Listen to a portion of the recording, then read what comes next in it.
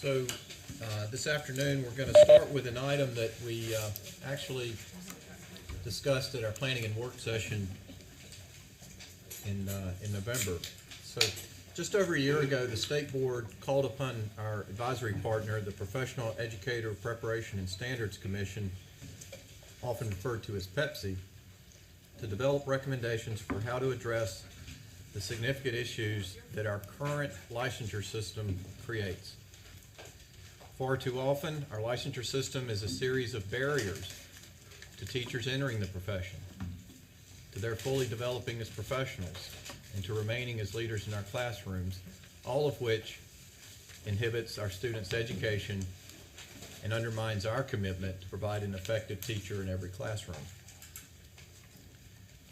During our November planning and work session, we received an update on PEPSI's work, which is commonly referred to as the Pathways to Excellence, from PEPSI's chair, Dr. Van Dempsey, Dean of the Watson School of Education at UNC Wilmington. That update included a draft summary of their work contained in 10 blueprint statements, which the board had a chance to discuss. Subsequently, PEPSI forwarded a final summary, which we will review and discuss later today. But before we do so, I'd like to share a few other thoughts. Since our November discussion on this topic, the potential for this Pathways initiative to significantly impact our teachers and students in a most positive way has become even more apparent. Yes, turning our licensure system from a barrier into an enabler for our teachers is at the core of this work. But even more, because licensure sits at the intersection of so many components of our education system, this initiative extends across nearly every aspect of the board's work, including education standards and preparation, student learning and achievement, education innovation, business operations, and government and community affairs. In fact, it wasn't lost on many of us that some of the discussion items this morning, including the school performance grade redesign, calling upon pilots to develop additional student impact measures, the Rowan Salisbury Renewal School District Report, referencing performance-based portfolios, the need to increase professional development to better support our teachers as they engage with our students, our need to be competitive in recruiting and retaining talent, and perhaps most telling, the need to demonstrate to our teachers that they're valued. Those are all elements that this initiative has the potential to engage. And in fact, this initiative touches many of our state board strategic goals and objectives, as well as the superintendent's North Star and Operation Polaris. So as a result, it'll take an effective coordination across all of our board committees and with the superintendent and DPI to realize the full potential of this initiative. And for that reason and others, I've determined that a special board committee, the Pathways to Excellence Committee, is needed to provide the overall leadership of this effort in partnership with our superintendent. That committee will consist of myself and Ms. Jill Kamnitz, who has the most experience among us with this initiative, having been engaged since its inception. This approach is in fact consistent with previous initiatives, most recently the board's work with transforming school districts and our work on high school athletics. So it's a proven method of managing this type of work. So at this time, let me pause and see if there's any questions or comments about using this approach for this initiative. Hearing none, then we'll proceed. So this afternoon's work will include two primary items. First is a review and discussion of the 10 blueprint items that PEPSI has forwarded to us from their last meeting. And then second, a review and discussion of a draft motion for the board's consideration as part of our action agenda tomorrow. I want to emphasize that the motion that's contained in your board materials is a draft and will be informed by and perhaps modified by our discussion today. Any questions on our agenda for this item? Okay, with that, I'll turn to Ms. Kamnitz to lead us in the discussion. Ms. Kamnitz. Thank you, Chair Davis. As Chair Davis just mentioned, we have in our agenda the blueprint that we're going to speak about in a moment, and also the draft motion. And if we do find that motion needs revising, we will get that amended draft to you as quickly as possible after our meeting today. Before I recognize Dr. Dempsey, I'd like to thank him personally for his leadership. And I'd also like to thank the members of Pepsi for their thoughtful discussions.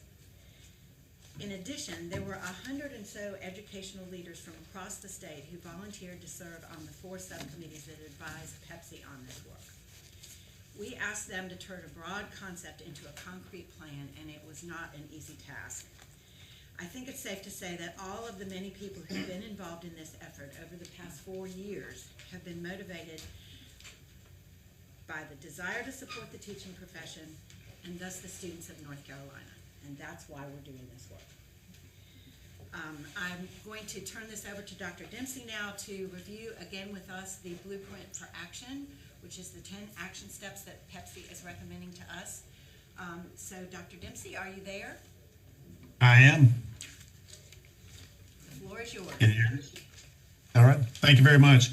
Thank you, Chair, and thank you, Ms. Kamnitz. It's an honor and a pleasure to represent Pepsi today in the ongoing work that Pepsi is doing, but in particular, the deliberations and discussion at our November 10th, 2022 meeting. I'm bringing on behalf of Pepsi the motion that we approved at the November 10th meeting, which includes forwarding the Blueprint for Action document with the 10 action items in that document as representative of Pepsi's work and part of the motion that was approved at that meeting. From this summary, we're also asking the State Board of Education to begin to determine statutes and policies that would be impacted by the work that Pepsi is doing, and to provide Pepsi with direction on potential implementation and recommendations that the Commission would address to allow the Commission to start creating recommendation language that will be part of the guidance sent to the State Board of Education. So what I would like to do is take just a few minutes for clarity's sake, walk through the 10 action items. Ms. Kamnitz, I'll pause after each one in case you have any additional clarification or comments. So I'll just walk through these one at a time. Number 1, build the professional framework around articulated standards of practice, i.e. InTask, with clear expectations for progression and attainment of the professional knowledge base. Dr. Dempsey, I'm not sure everyone listening is going to be familiar with what InTask is. Do you suppose you could just give us a brief I sure can. InTask is the Interstate New Teacher Assessment Support Consortium. It is standards language that is used in educator preparation, is used in state standards, say standards of practice for teaching. It bridges and maps with state standards in North Carolina, with what we do in accreditation and educator preparation through CAPE, with EdTPA, National Board. They all have construct and philosophical sort of DNA that goes back to InTask, and it is part of the, you would see the language appear across many states because of the nature of the development of the language. And it is also, it's out of the Chief State School Officers Organization. Thank you for that. All right, you can go ahead to number 2. No problem. Number 2, build analysis and assessment of practice from a base of multiple evidence points in practice, with responsible and equitable application as to how each informs practice. Number 3, create advanced and lead teacher roles to support teachers in various stages of professional learning, practice, and transition into and through the profession. And not to state the obvious here, but we already have many pilot programs in advanced teaching roles across the state, and that would build on that work going forward. Number 4, build licensure around evidence of attainment of the knowledge base of practice appropriate to the purpose of the license. Number 5, create and adopt valid and reliable tools to analyze and assess practice and its impact on student learning. A cornerstone of the professional knowledge base and the ability to make explicit the practices that positively impact student learning as supported by evidence. And as we talk about that particular item, we're looking for ways to assess the impact that teachers are having on students in their classrooms. Correct?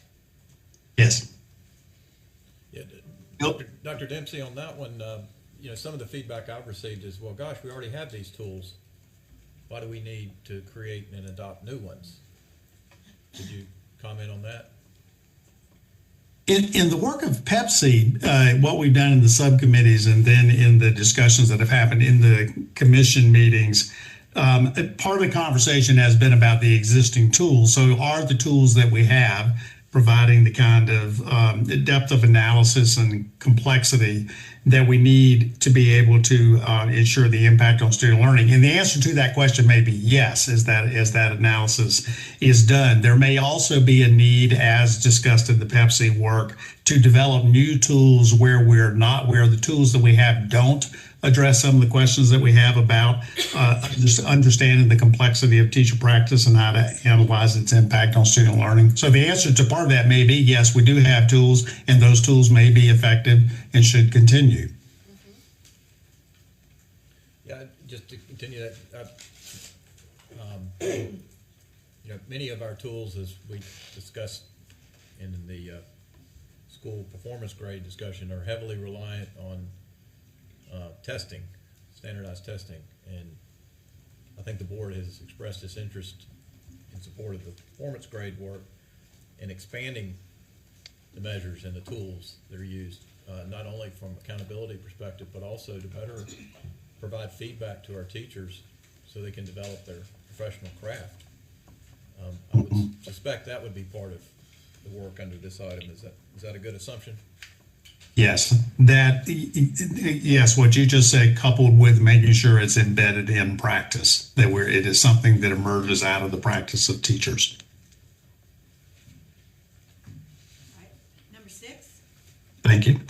Build on existing assets and identified professional knowledge bases and structures that correlate to positive impact on teacher practice and student learning, including the collaborative knowledge base that exists in EPPs, educator preparation programs, and the partnerships between schools, districts, and higher education. Dr. Dempsey, what are some of the existing assets that come to mind in that item? If you look at the work that goes on between educator preparation programs and their school and district partners, so the higher education, community college, K-12 partner district and schools working together.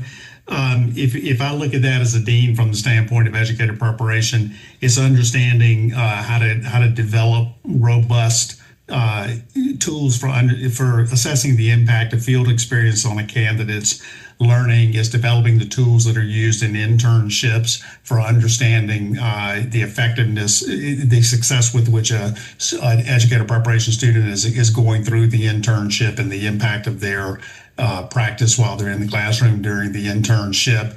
It's the ability, one of the sort of behind the scene, but it's directly important, is when you have the knowledge base that comes out of the experience and expertise and working knowledge of K-12 educators, coupled with the intersection of that knowledge base with the knowledge base that exists in the university and in the community college spaces, because you have the professional knowledge that comes out of those spaces. When you link those things together, you get a more powerful knowledge base. You get more complexity and understanding that knowledge base in terms of how it can inform the preparation of new educators, but also the continued professional learning of career educators. All right, thank you. Thank you, Dr. There's a wealth of structural knowledge that exists in that intersection that that the evidence tells us has a positive impact on student learning, and we want to make sure we take advantage of that and put that at the center of the work going forward.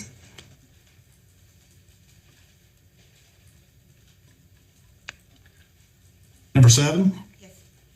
develop new professional learning tools and structures that give flexibility and access to the professional knowledge base, evidence of having attained it, and evidence of applying it successfully in practice.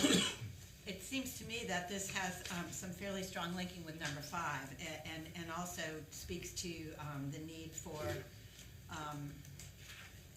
a wider variety of tools to measure that impact. Yes. All right, number 8. Number 8, articulate clear distinctions across pathway entry points and progression focused on successful entry into the profession and transition to fully autonomous professionals. All right, on this one, I think there's 2 important points embedded that we'll talk about in further discussion, which is entry points to the profession, which might include something like apprenticeships, and then the transition to fully autonomous professionals, which would require the kind of in-service professional development that we heard about this morning from Dr. Withers at Rowan and Salisbury. Yes, I think you're right. And, you know, if we look across the work the subcommittees in Pepsi has done so far, if we have a structure in North Carolina where people can enter the profession with a range of accomplishment of the knowledge base, and so people who are coming in and they've had limited exposure and time to engage the knowledge base of teaching as compared to a person who might complete an EPP, someone who's met all of the requirements of that licensure process. They're coming in at different entry points with different levels of professional knowledge, and we need to understand what the framework of that knowledge base is at that entry point, and then how to help those people move through a professional progression where they attain the knowledge base that ultimately allows them to be autonomous professionals. It also connects back to in-task, because the in-task work has a progression model that helps to understand the complexity of that development of the knowledge base over time. So very much tied together. All of these points of action are all interrelated, obviously. So number 9 and number 10, you want to go on to those 2? Number 9, build and fund a compensation model that reflects the importance and value of the teaching profession, that attracts and retains people in the profession. And number 10, secure funding to support the infrastructure of the framework in all schools and districts, as well as its discrete components. We may not have much discussion around these 2 points today, but they are critically important as we move forward in perhaps the next phase of our work. So let's don't forget that those are critical pieces of this plan that have to be a part of it. Thank you, Ms. Kamens. So, board members, you've heard once again these action items that Pepsi has sent to us. We had some fairly in-depth discussion a month ago in small groups. We spent a lot of time on this. Any further questions or concerns or thoughts on where we go from here?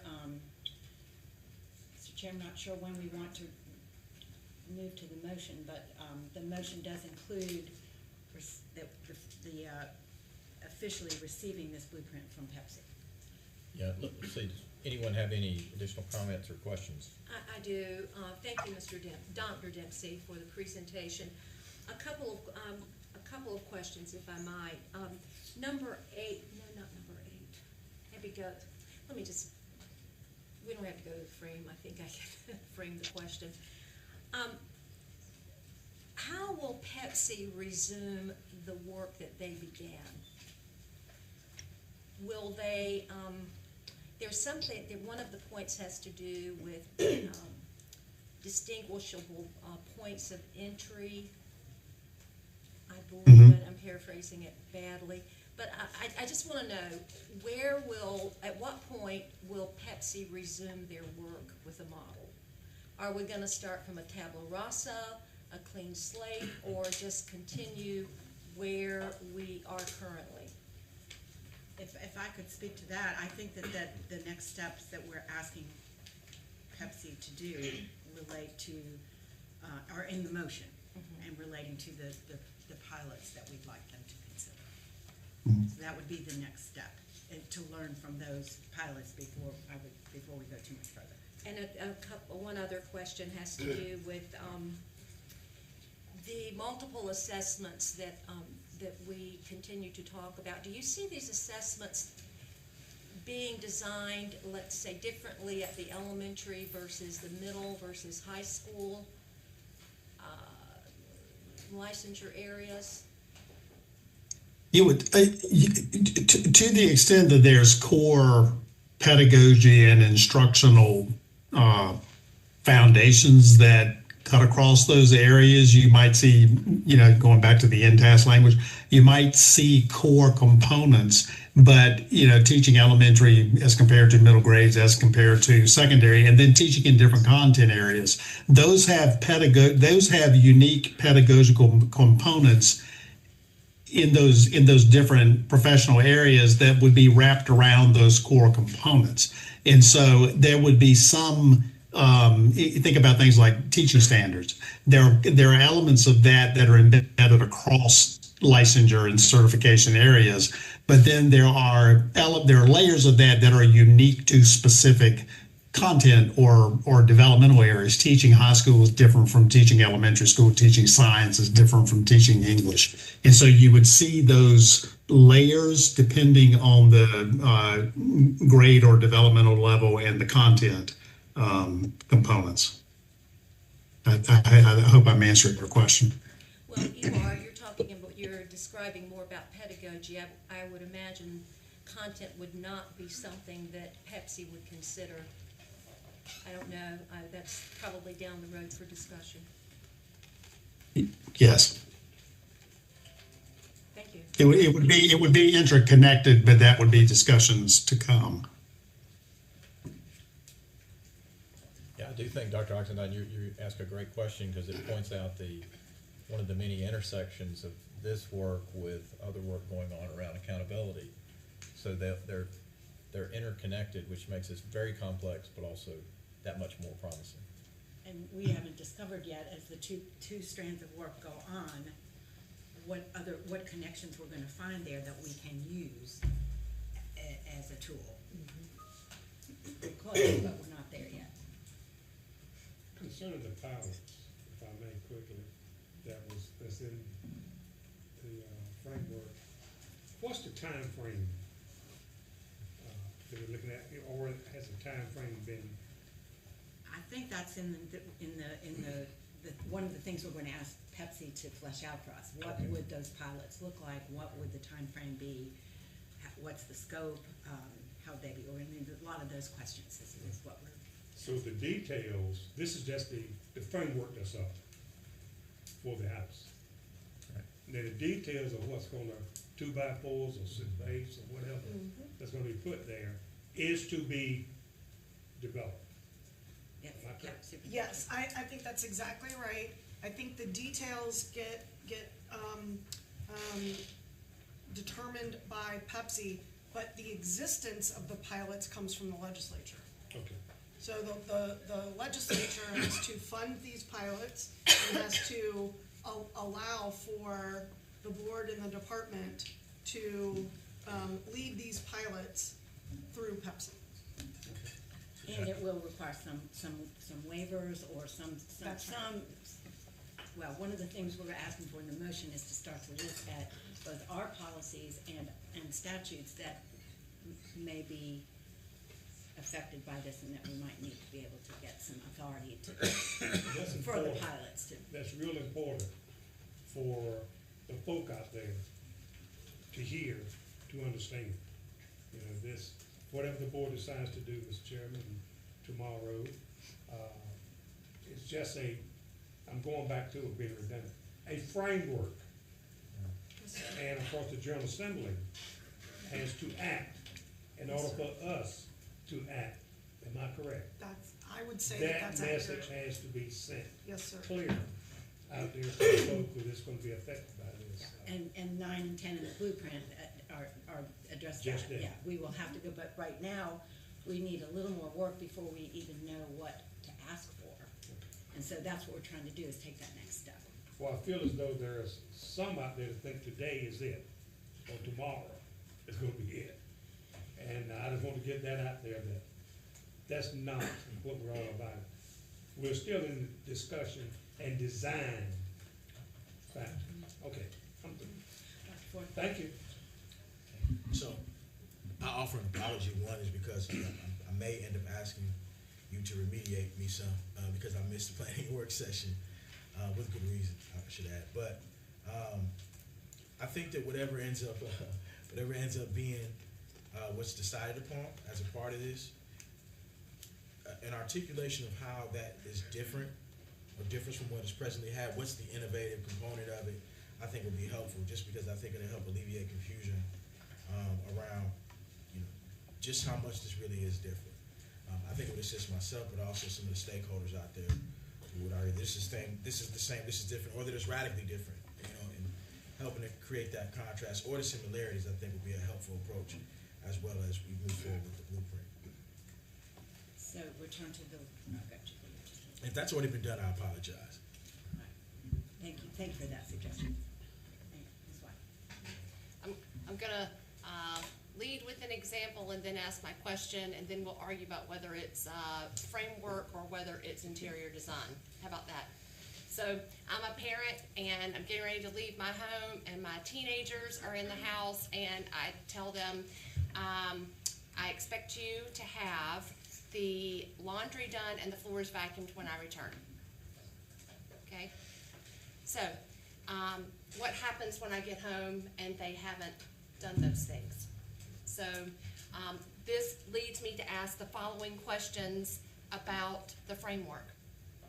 So, and we'll argue about whether it needs to be a part of this discussion or whether it's the detail that's added later. But overall, in the 10 pieces, I agree with the 10 pieces, but in number 1, it says, build the professional framework around articulated standards and clear expectations for progression. So my question is, what happens when an educator does not progress? And should that be a part of the framework, or are we gonna work that out a little bit later? Same thing for number 2. Build analysis and assessment of practice with multiple evidence points, super supportive of that. Who and what are qualified assessors of practice? Is that a framework question, or is that an interior design question? Number 5, what happens when the impact on student learning has negative impact? It says create and adopt valid and reliable tools to analyze and assess practice and its impact on student learning.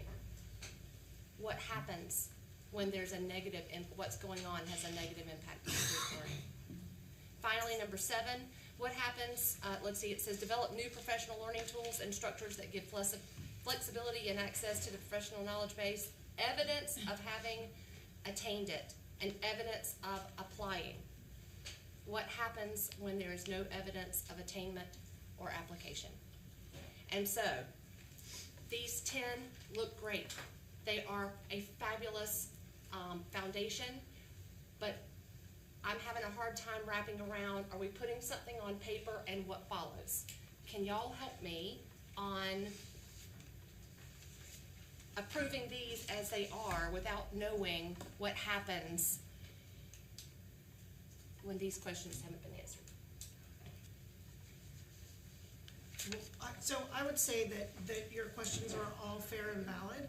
They are all interior design questions.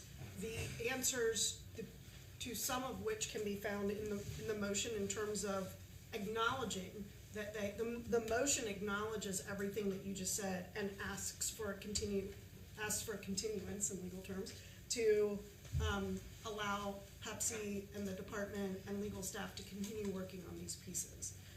I would say that while I do, again, agree that all of your questions are valid, I would say that we already have answers to those questions that say that nothing happens currently. My And point that's exactly. Yeah, which is why those of us who've been working on this for the past 20 months would say that this is a model that is a student-first model when it comes to teacher compensation and licensure. because this model is attempting to provide more supports for teachers throughout their career than they've ever had in this state before. And while it is true that we must, that we're still in the process of constructing what those valid and reliable tools are, the tools that we have now are what I would characterize them as ineffective.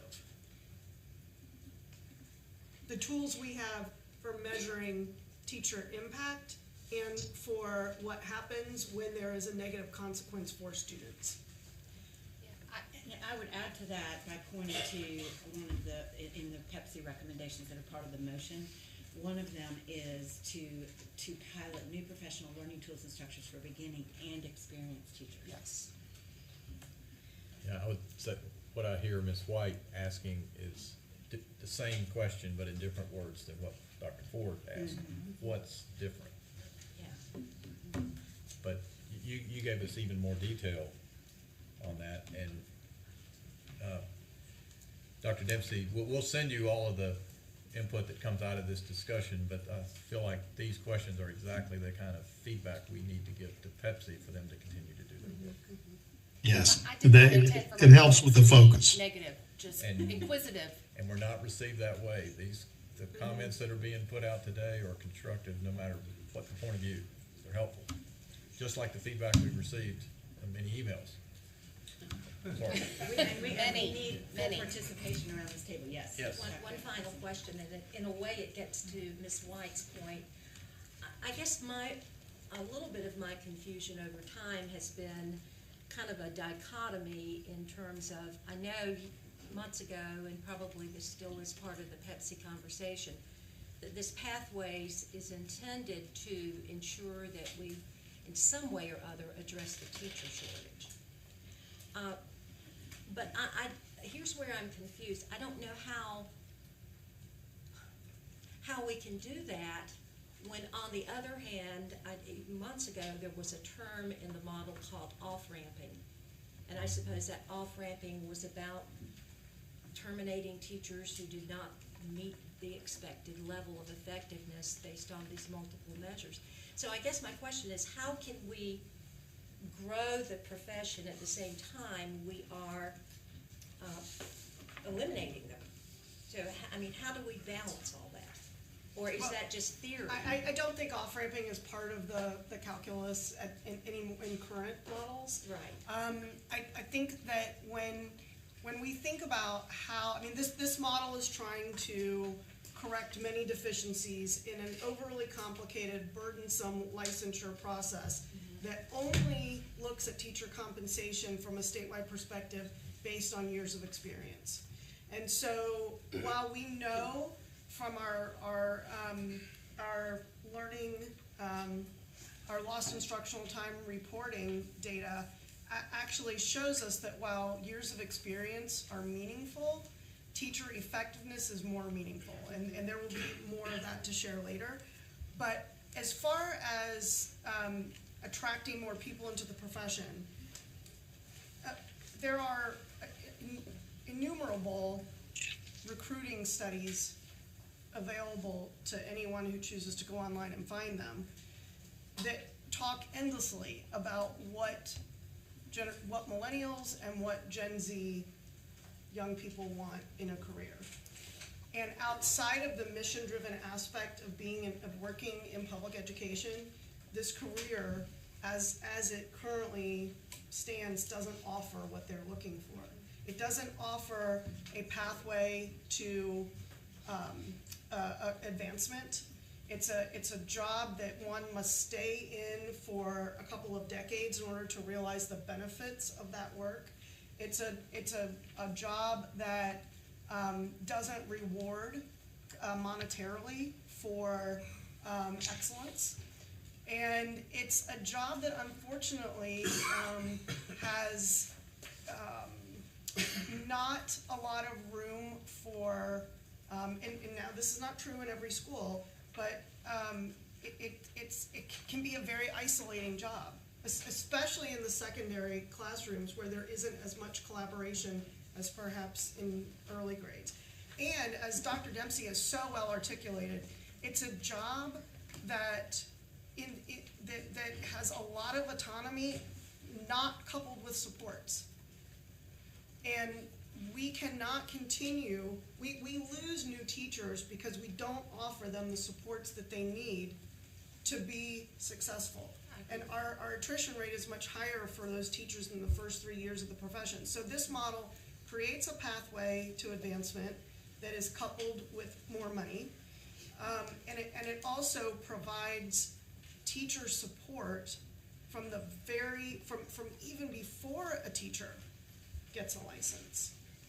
And so I think that those things are, I've talked with a lot of young teachers and people in university settings, and when you ask them, when you ask high school kids even, why would you not go into education? There's any number of answers why, but one of them is that I don't want to go in a job that I need to stay in for 25 years. Perhaps we should hear from one of our teachers. Yes, she was next on my Hey. list. I hope you're all doing very well. Couple of things. There are so many things about the pathways that I think are wonderful, especially supporting new teachers. The supports that we have built in for them, I think, is incredible. There's a lot of feedback that I've been receiving from teachers in the field that have to do with misinformation. Many times people will say, what's going to happen with this or that? And I'm like, that's not what this is. I really feel like, I wonder if we could add this to the work of Pepsi, our work. We need a FAQ. We need for people to say, is it this, is it that? Goes with what Dr. Ford was saying. I don't think it's very readable. The pathways draft, the proposal, it's not readable for most teachers. It's really difficult to comprehend what it is, and the questions aren't answered within the document itself. And so when people hear about it and they're like, let me go look at it, it's confusing. We need to do that work to make sure that everyone's coming along with us and they understand what is true and what's not true. To what Dr. Oxendine was saying, this part that's not part of it, people are seeing old drafts. People are seeing things that they heard about months ago. We need up-to-date, valid information so that people this is their livelihood. We need to do what's best, we need to make sure that they know really what's going on with their livelihood. And so many questions that I get, I'm like, where are you? No, bestie, that's not it. And so it would be so great in the work that we're all doing so that we can continue the work and not have to focus on answering the same questions over and over again. If we could create some type of a document that would help everyone understand what's really going on. Superintendent, do you want to speak to that, Superintendent, or do you want me to just briefly? You please, yeah. So we are, thank you for saying that. You're absolutely right. We are aware of the problem, and we have been working quietly in the background to try and get some of that ready to go. We were waiting really for this board to take this next step, but we plan to address that. Yeah. And then the other thing is, so many people are so worried about, will the government fund this, right? So many educators have no trust in the process or trust in the system, and they're worried that, they'll take pieces of it and not the whole thing. What do we have as far as guarantees or anything? What do we have that can tell us that, when we hand you this program that we've developed and we have piloted and we've worked so hard on and we've really fleshed out for years and years of work, right? For a long time from now that we've done, right? How do we know that they're not going to do that? So many teachers are worried that, well, what if they only just take this? They, of course, love the compensation part of it, right? Like, that's the part that we're all like, finally, yes, please. But we're really worried about the other piece, and I just would love to have some type of hope. Yeah, so I'll address that. That's a very valid. In the world we live in today, the reality is trust is just at a low ebb. I mean, pick any group and particularly perhaps in our government, and we are the government in this. I mean, we are a responsible party. What I would offer in response to that is our singular focus is improving the academic achievement of our and performance of our students. Most important person is our teachers. So our second most important thing is we got to support our teachers. We're facing head-on the realities that our current system is not supporting our teachers well enough. So we're not trying to take things away from the teachers other than the barriers that get in their way. And we're trying to replace those with the supports, the mentoring, all the aspects that will help teachers grow and develop as professionals, and that will convey the message to them that we value you, you're important, we need you, much better than we have over the last decade. So it's a combination of trying to address the past decisions that have landed heavily on teachers with an archaic system that must change. And so we understand we're going to get criticized for arguing for change. We've got to change it for our students' sake and for our teachers' sake. In terms of the funding, so there is no guarantee. I mean, there isn't one. But our strategy is this. We think that if we focus together on the first 8 items and do a proof of concept demonstration that it works by piloting this in districts across our state, that will create a much stronger argument to win the day for items 9 and 10, which we also want to deliver to our teachers. So that's my response. I welcome feedback on that and welcome other colleagues' comments. Well, That's my response too. Yes, and it would be great for teachers to, that timeline is so important. People think that we're just gonna throw this out there. Like, everyone just wants to, there's so many extremes that you hear, right? And it's not, it's a careful, like, we're really working on it, it's time. And I love the pilot, the proof of concept idea, right? We all know that our legislature, they want to see that this is going to work. If they're going to invest in something, they want to see that it has value. And so, thank you for that. Thank you so much. And you talked about the years and the years and the years. I mean, this is a phased, multi-step approach to a very complex change. Which would be great to include in the FAQ, because I get that a lot. Done. Thank you. Am I missing any Ms. Kammett's hands? Yes. Yes. Thank you for the opportunity to sit at the table and hear this discussion. I appreciate it. I just have one question about process when we talk about the pilots. So if we go that route, do teachers have the opportunity to opt in or opt out of a pilot? How does that work in terms of licensure and compensation for a teacher when it is a pilot? So I'll take a shot at it. Not having run a district, so superintendents out there, correct me on this. I don't know how a district would run in in 2 systems. I mean, how would you run your school I don't understand. What we hope is that districts will want to participate in this, particularly those districts that are already piloting the advanced teaching roles, for instance. There's 15 districts, about almost 10% of our schools are participating in the advanced teaching roles aspect of this. I hope many of them will consider joining a pilot. So I think my thought is that as a district as a whole would have to be all in the pilot or remaining in the current, I'll say it, archaic, poorly performing system that we have today. So yeah, we're going to look for some volunteers to join us in this effort to make it better. Thank you. So does that land on one of our principles? I mean, how do you think that would Yeah, work? I think just to Leah's point about the varying levels of degree of comfort and discomfort with it, I was just curious how a pilot might play out when it's so close to home for an individual teacher and being required to be part of a pilot.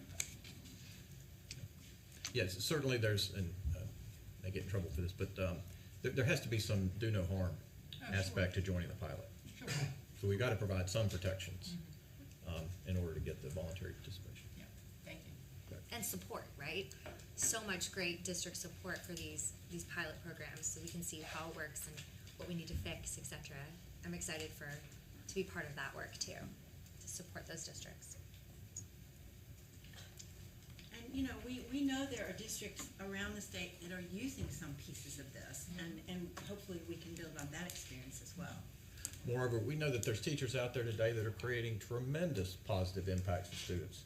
They're not getting any reward, no recognition, other than, thanks. Volunteer work. And we're not learning from their work, and in a way we can take it to scale. They're supporting their colleagues, they're doing a lot of these things that advanced teaching roles are compensated for, but they're not being compensated. So expanding the advanced teacher roles right there across the state would be a huge benefit to talented teachers. Yes, One of the things I would like to address is, let's look at the legislature as our partners in this. They have funded us extraordinarily well in our schools in North Carolina. They want us to move forward. So let's approach them that we are going to help fix teacher shortages. We're gonna make sure that we continue to recruit the right people to be in the classrooms. Your children, your grandchildren, and all the citizens of this state will benefit. So that will be extraordinarily important to them, and they will hear that. I trust in our legislature, and so that's the only thing I would say. I have one final, not a question, but a point, and it goes to the heart of the pilot that really excites me. I've always thought that this initiative just screaming, pilot me. So we're gonna do that, it seems like. But I think it will be really, really, really important. I heard the chair say a minute ago, we hope that districts will volunteer. That would be wonderful. But I'm afraid the kind of district that we need to be part of the initiative might not feel ready enough or daring enough or brave enough or resourceful enough to say, I want to be a pilot. I think we're going to have to really look to our low-performing small districts, because this model really, it assumes that all districts are equal in terms of resources. And that's not true. We know that. We've been around this table talking about it a long time. Okay? So I would hope that we have some kind of mechanism to make sure that our teeny tiny places that struggle to buy construction paper and crayons, that something will lure them into wanting to be a pilot, because we've got to know how this model works in all districts. The Charlotte Mex to the teeny tiny, yes, that one too. Jones. We've got to see, and so we've got to really be intentional. We've got to really be intentional about that, because I think large districts will probably do fine, but we've got to see how it plays in every corner of the state.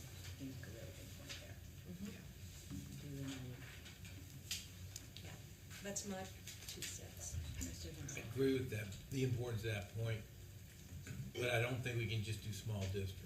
No, it has to be. It's No, gotta- I it's think gotta be it's across the that. Say small, mid, Material. size 0 to 40. Yeah. we need a representative sample. And I don't know where advanced teaching roles, I don't know if we already have a representative sample or not. We may, I don't know. It's pretty close. Of the 15 districts that I recall, it cuts across a pretty broad spectrum of small to large. Yes, important. but that's what we need.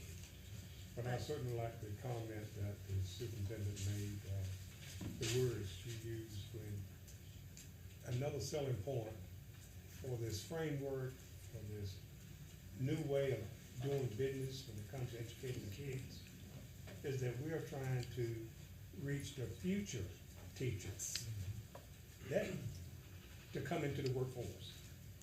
And here's a plan that maybe will attract them and reward those who are in the system now. But it's really about the future, if I hear correctly. Now, I can sell that. I can sell that part. We're talking about the millenniums we're talking about, and the Gen ZFBs, all of them. XYZ. And trying to get them into the system. Well, so I do agree with the superintendent about, in your comments about focus on the future. But I also believe this is a way to tell our teachers today. It is. Yeah, it's both. So it's both, yes. Yeah, it's fine. We're not leaving anybody out. Yeah. I think we're talking about retention, I mean, recruitment, Recruiting. retention, and reward. Your example. Am I seeing any more? Dr. Green? You have, I don't. just in case, you looked like you were on the edge. No, I feel like I've been thinking about this for months, to be 100% honest. I think this is the first issue I asked about when I was appointed. So it is a lot to wrap your head around, and to Leah's point, I think there's a lot that a lot of people don't understand. So the more clarifying we can make this, but coming from Dr. Oxendine's point, it's one of those small, rural, low-income districts. This is the kind of innovation that we need to bring people in. And I mean, and unfortunately, you know, it's hard for me to stand here and say this, but we are fully staffed. But we're fully staffed with people who work exceptionally hard and don't always see the reward from that. And so I would love to be able to pay them what they're due. So, and I would love to be able to put that to work toward continuing to educate our children in a small rural district, so that we're not trying to catch the average for once. That would be great. I have Gina, sorry, can I say one more thing? Yeah. I have Miss Floyd on my phone. She is at a Burroughs Welcome Fund event today, but she is listening in. Hello, Eugenia Floyd. She said that when she interviewed for jobs in 2013, she went around asking, what are you going to do to grow me? How are you going to help me become a better teacher? And I think that this model does help teachers become better teachers. And I thought that was beautifully texted, Eugenia Floyd. Thank you, Eugenia Floyd. All right, I think so we're ready to move I think we towards should the spend some motion. time on the motion, yes, please. So would you like me Please. to read the motion? Yeah. Again, a draft motion because it is going to be informed by the discussion that we have today, if need be.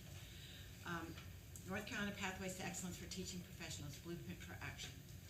I don't move, this is what the motion, I'm not calling the question right now, so, just to make that clear. We would move that the North Carolina State Board of Education receive the Blueprint for Action as a representation of the Professional Educator Preparation and Standard Commission's work thus far, that is PEPC, in future parts of the motion. We would move that the state superintendent identify how items 1 through 8 in the blueprint align with the goals and objectives in the State Board of Education strategic plan and the state superintendent's Operation Polaris, and report on that alignment at our regularly scheduled meeting in February 2023. That is going to be a change to the draft that you see before you. And do we want to get into an explanation of why we're changing that? Just partly because the board is having some discussions around the strategic plan. We want to make sure that we incorporate any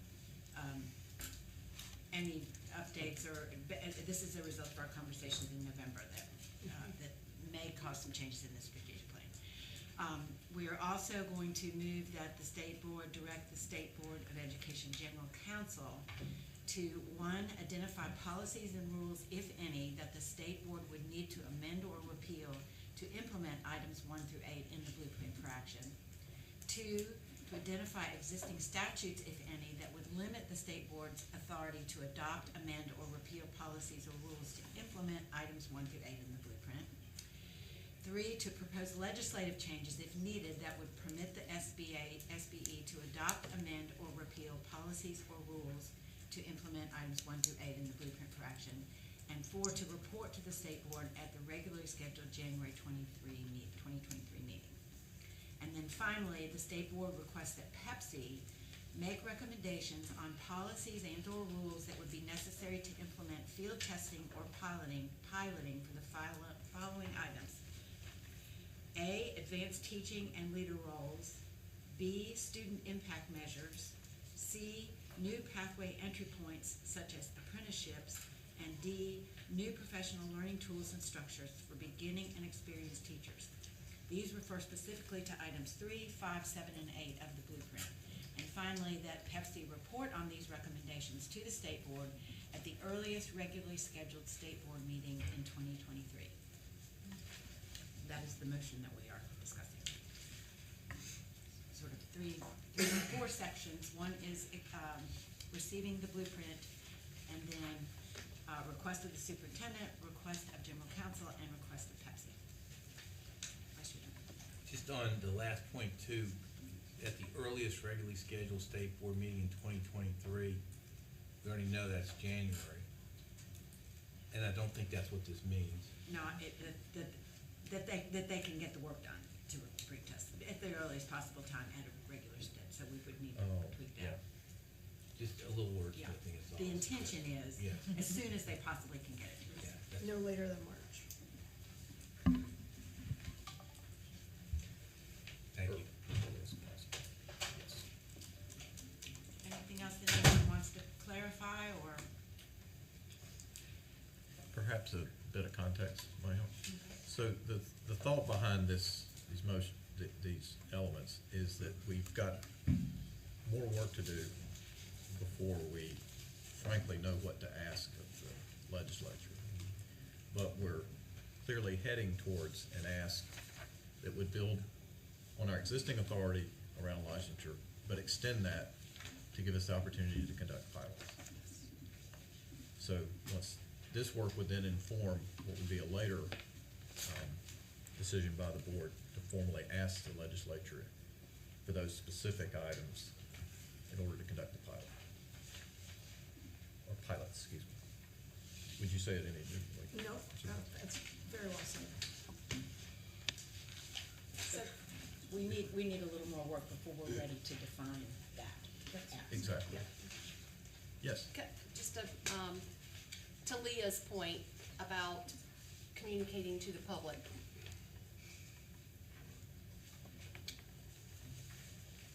If we get the approval for pilots, how do we ensure that we're communicating that those are pilots? The central question being, if we get the things that we've asked for, then the public content will be state board approves new statewide comprehension plan. When really what we're doing is we're running some pilots so that we can, and so what that timeline and the pilots might last for 3 years. So what we're doing is really putting a test in place, but we really won't have implemented the complete plan until we gather data from what's been done in the districts and in the schools and bring it back. So I just want to highlight that there may be a possible communication issue that we'll need to sort of streamline, if you will, about the difference between we've implemented a plan and now we're gonna test it versus we've got some really good ideas that we're gonna pilot that will inform the new implementation. Is that Yes. wrong? No, I think I agree with you, Ms. White, and that's why Leah's point is so important, is we need to more clearly articulate how we're gonna manage what's the sort of long-term schedule, Yes. and that we're in an initial phase Yes. of testing, that this is a multi-year, multi-phase effort, but we're gonna start making progress quickly. But it's not a decision today and it gets implemented statewide tomorrow. But, yeah, because in between all that, it's a bunch of assumptions, and the assumptions typically go to fear. Yes. And that's why we're getting understandably, the reaction. Mr. Chair, I commend you. We have to start somewhere. This is a great place to start. I think the more, to Ms. White's point, I think the more we purposely build in the word pilot in the communication, underscored, bold-faced, whatever, I think that's gonna add to some clarity and maybe reduce some apprehension, perhaps. It's all about messaging. Remember the FAQ. Well, Put it in- have it in the FAQ many times. And easily accessible. I mean, easy to find. Pilot, that means something.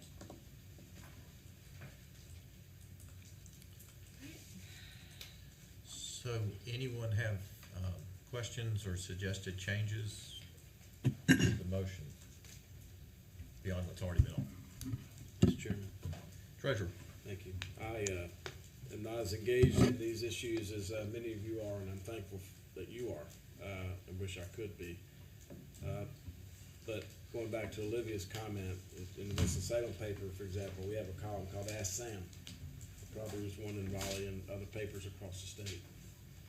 And this messaging part has to be in such a way, when somebody writes a letter to Ask Sam, that the Ask Sam person can find out very quickly of what this is not.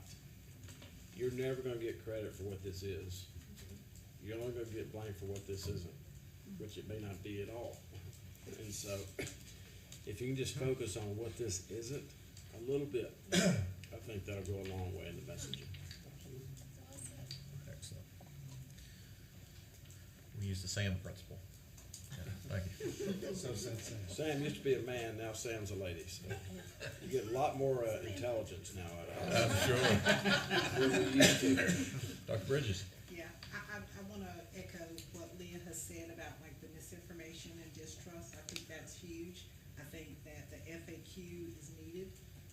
Just talking to just different people, a couple things, of course, everybody is excited.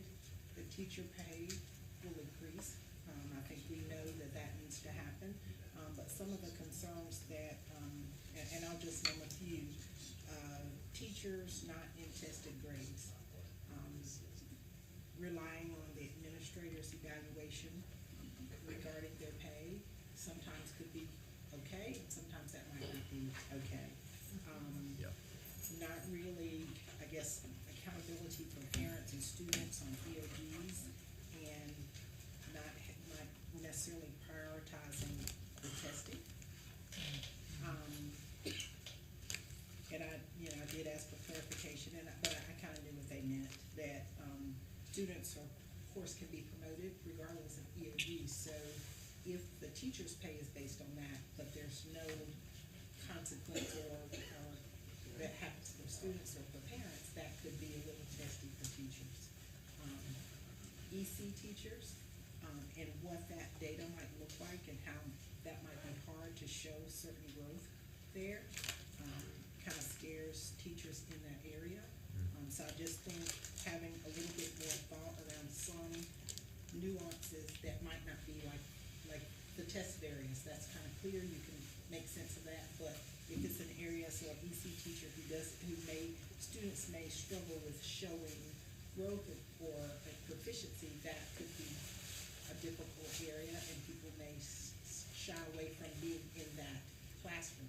We already have some difficulties finding teachers for special needs students, and we don't want to make that issue become, worse than where we are. And again, the principal evaluation can be subjective in this, because there's some things that are difficult to see during a visit in a classroom that could impact someone's pay at the end of the day. And just thinking through that, but I think probably the mistrust, the misinformation, the lack of clarity has caused the fear, for some teachers. Not all, but for some, that they're concerned about that. And I think we need to think through some of those pieces.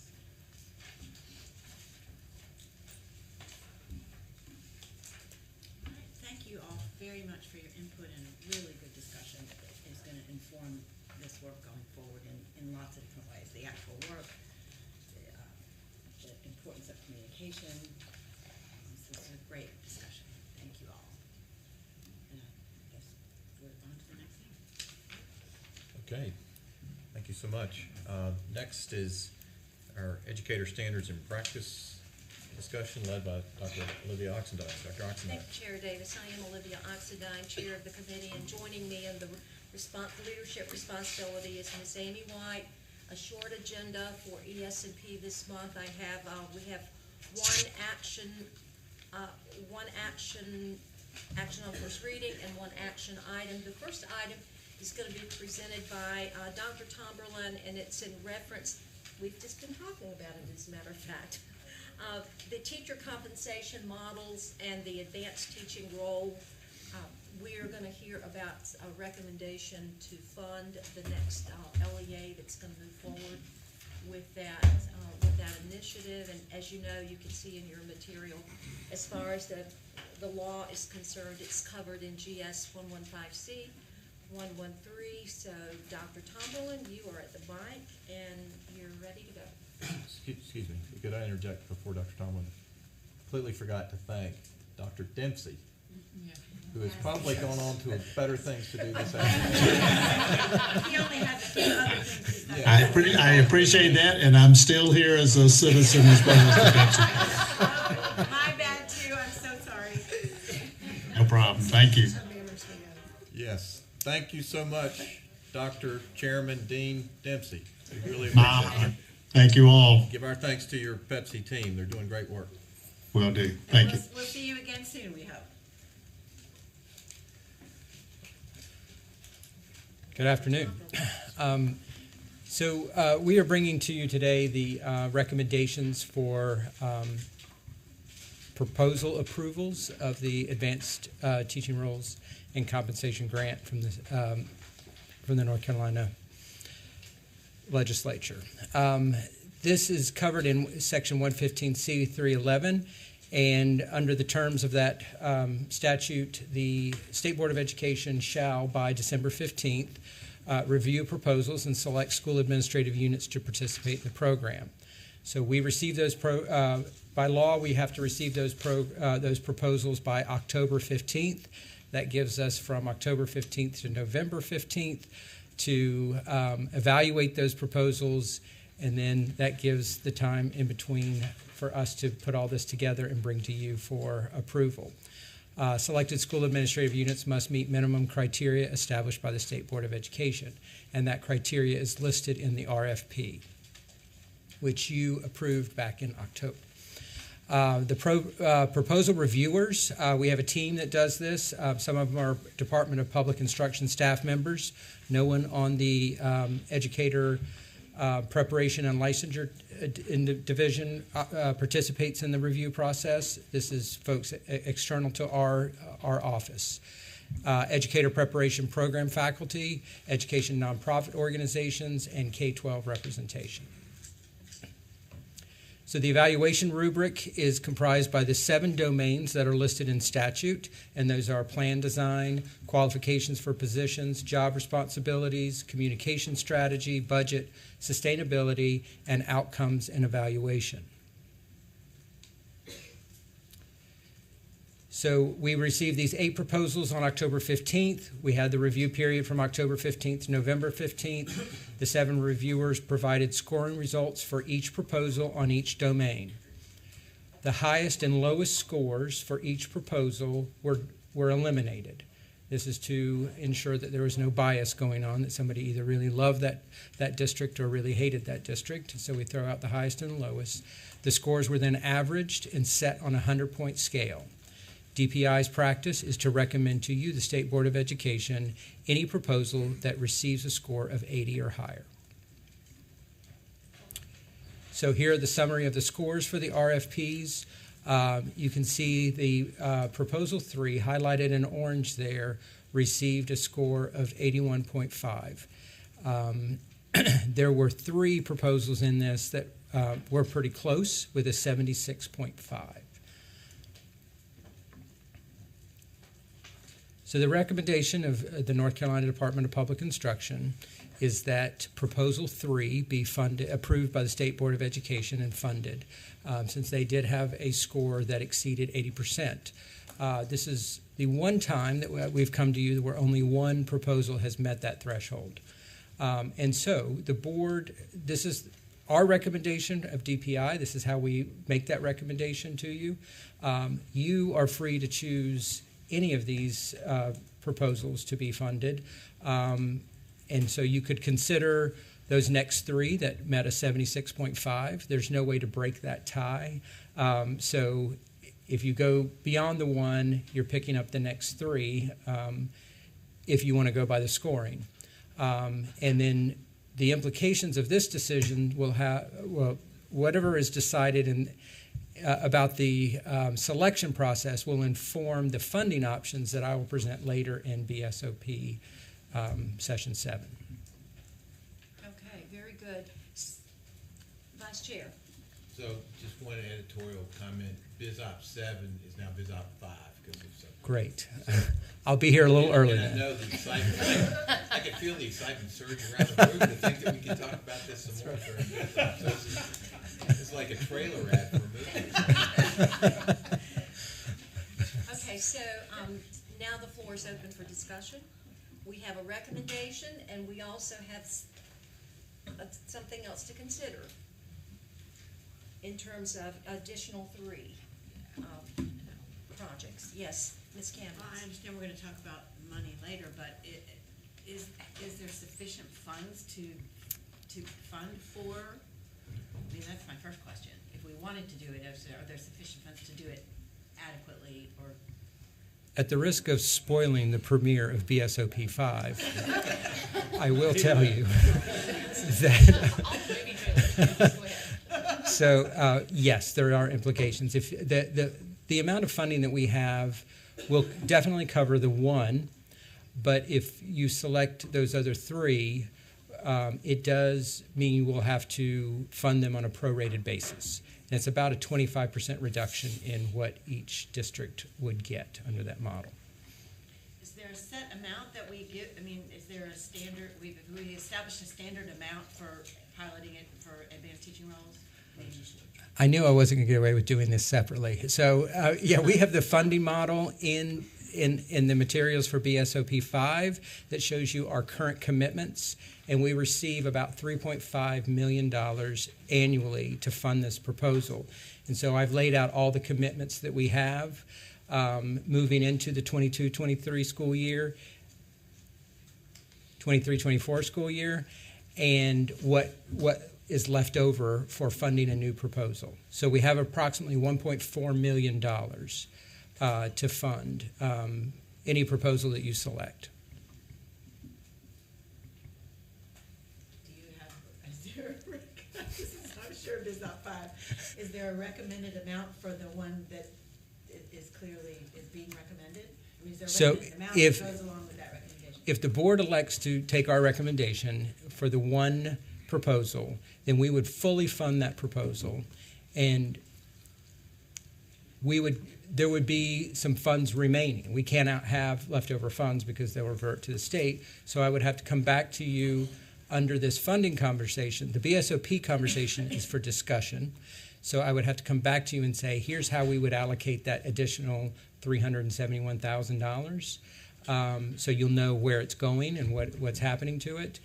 But if you choose to select more districts, then there would not be any excess funds.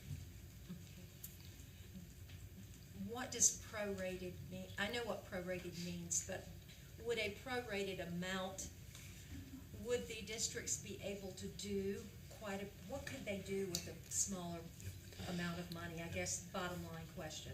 Or So- slightly rephrased, is there a minimum amount that we have to provide in order to provide a valid and reliable program? So that's a great question that I can't answer because I'm not the program administrator. I will remind you that this occurred in the past with one of our districts was awarded a grant, and we did have to do a prorated funding for them, and their response was to decline participation in the program. Now that's only happened one time. There's been other cases where we've prorated, but if you'll recall from last year, because of the way the budget money came into us, we had a lot of extra funds on our hands. So what we went back and did was we made whole all those districts that had been funded in the prior year that we did have to do that kind of proration with. We used that money to go ahead and make them whole. So, and that, the feedback we got from them was that was critical in helping their programs survive. So as far as we can tell, that the districts are very conservative in their asks. They are not padding these budgets.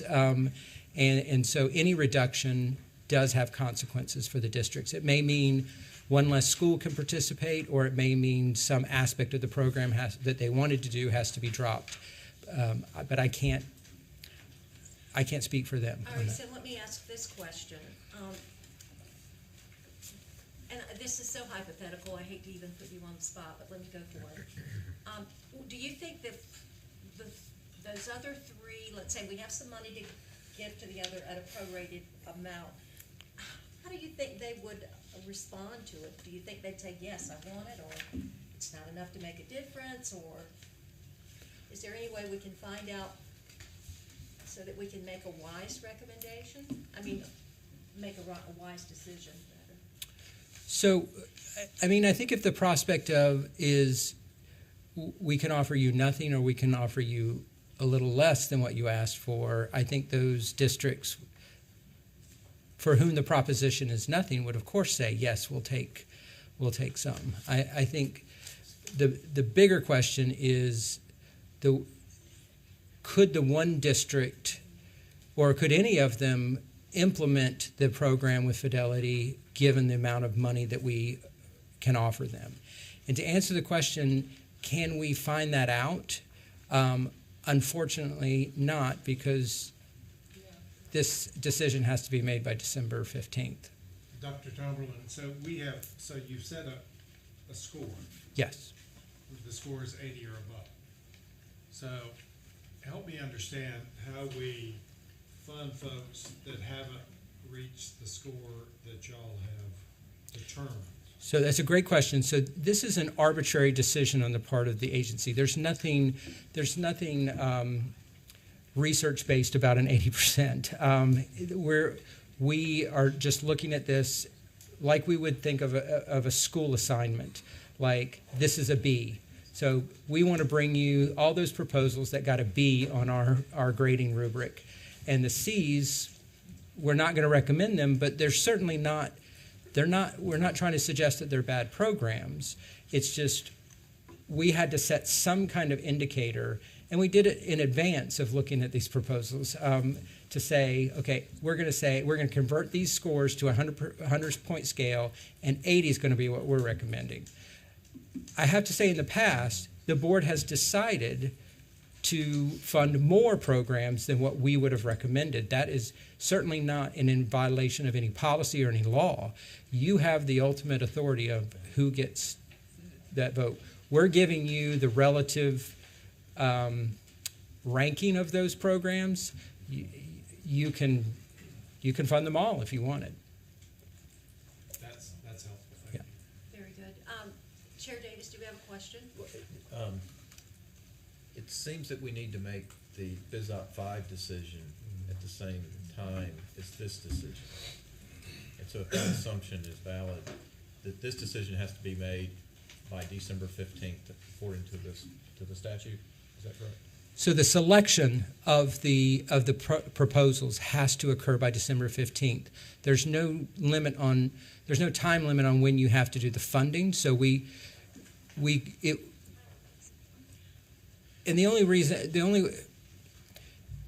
whatever you choose about the selection of these programs is going to affect how the funding flows out.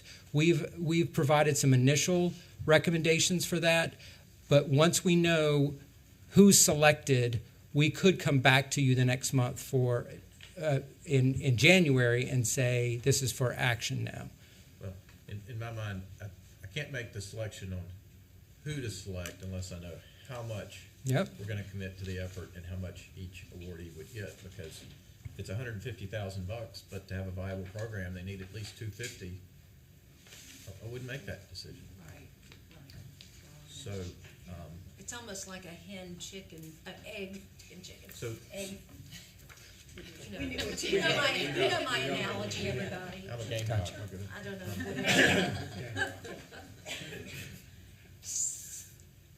So we have $1.4 million to work with. Is that the amount?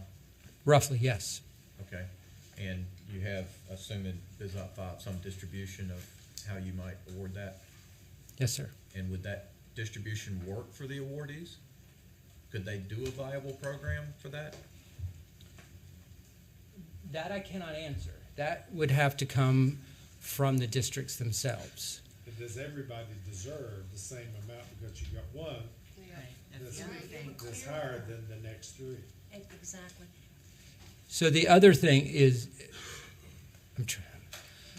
one possible solution to this, if you're inclined to select the four, you could select the four, and you've made your decision, and then in the month that follow, in the intervening month, I can contact those districts and say, can you do it for this amount of money? If not, would you turn it down and hopefully wait for another funding round, or just kind of or accept it? If anybody drops out, I can come back to the board and say, look, here's what we know.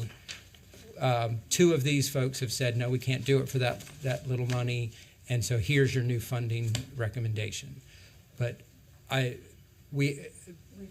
what I'm trying to do is to satisfy the requirement that you've selected the districts, and we can work out the funding a little bit later. We don't have a hard deadline on the funding. So we have a decision to make, Board, in terms of our recommendation. Your recommendation is that we fund one. I think that was your. That is right, but that is based on our pre-established criteria that we only recommend to you those districts that exceed 80% on the rubric. There has to be a standard. That's where Yeah. the 80, I don't know that it's accurate to call it arbitrary. Okay.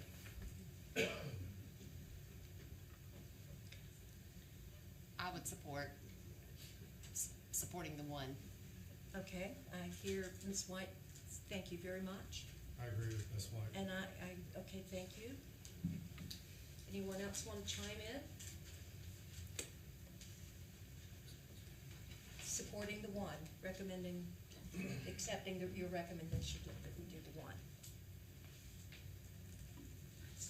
I'm reading body language. Okay, seems that's the direction we're gonna take. Thank you very much. Thank you.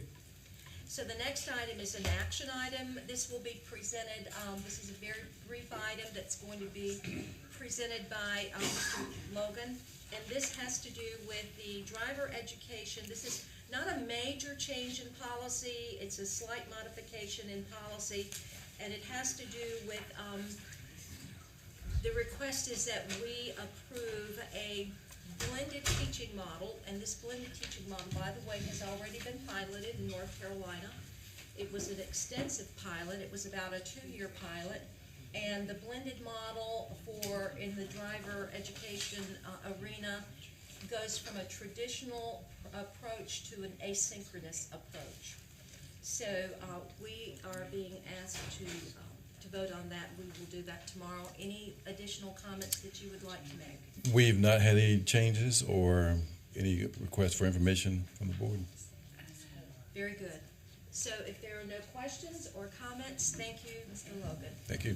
And Chair Davis, that concludes my report. Thank you, Dr. Oxendine. We'll now move to Government and Community Affairs discussion led by Mr. Wendell Hall. Mr. Hall. Thank you, Mr. Chairman.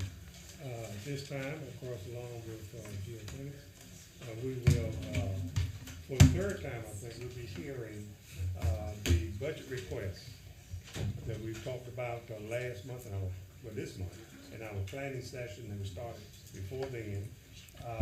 Let it be known that this is an action item that we'll be dealing with. There's a time frame that we're dealing with, and we have before us to explain in detail, should you need any additional details. Mr. Jamie Falkenberry, who heads up this department, let it be known also that we also received from his office a document that detailed each of the items in more detail for us to read to see if we had any other additional questions concerning it. I do know that there'll be two things that's a little bit different from the original that dealt with, one of them dealt with our Office of Learning Recovery position, and also the non-recurring to recurring item that you will talk about and I just put that out before the group now. But at this time, Falkenberg, I give you the floor. Summarize, we'll go through. We don't Don't need to do that again. But anyway, thank you. I appreciate the committee chair, and I really appreciate your leadership and the vice chair, Jill Kamnitz, on this one with the constant communication we've had over the last month. And I hopefully with the additional information from my long diatribe of speaking to you last month, that with everything in a nice form for you to read, help explain everything in further detail. If there's any specific questions about each one, I'd be more than happy to answer. But I think page 5, what I've done is I've gone in and highlighted in yellow the changes from last month to this month. There we go. That's the first one. And the first one, after talking with this committee as well as with the superintendent, the elimination of the copay for the reduced price meals, the department continues to ask for this funding as non-recurring, and at a certain point, we've made the policy decision that we'd like to request for this to be recurring.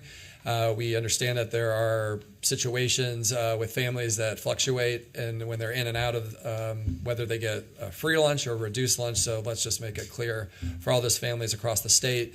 And what we're doing now is we're just doing an even $5 million as the request. And what that will do is allow us to then work with the General Assembly, if they were to appropriate this money, is to each year give them accurate numbers where then they could fluctuate it up and down as needed with what the need is of the state. So that is that went from non-recurring to recurring. And then if you continue to go down, there was one technical thing on Office of Learning Recovery, slide 10. There was a position that was not included, in error. And we wanted to make sure that the entire team of OLR is still here. There was originally 7 FTEs, and now there's the 8 FTEs that make up the entire team now.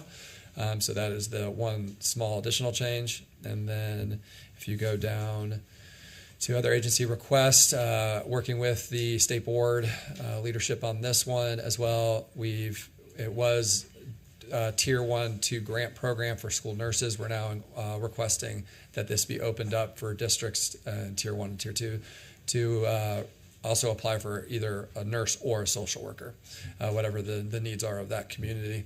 And then this one at the very bottom is of no relevance to the agency or the state board, but it does impact what we are able to assist our districts.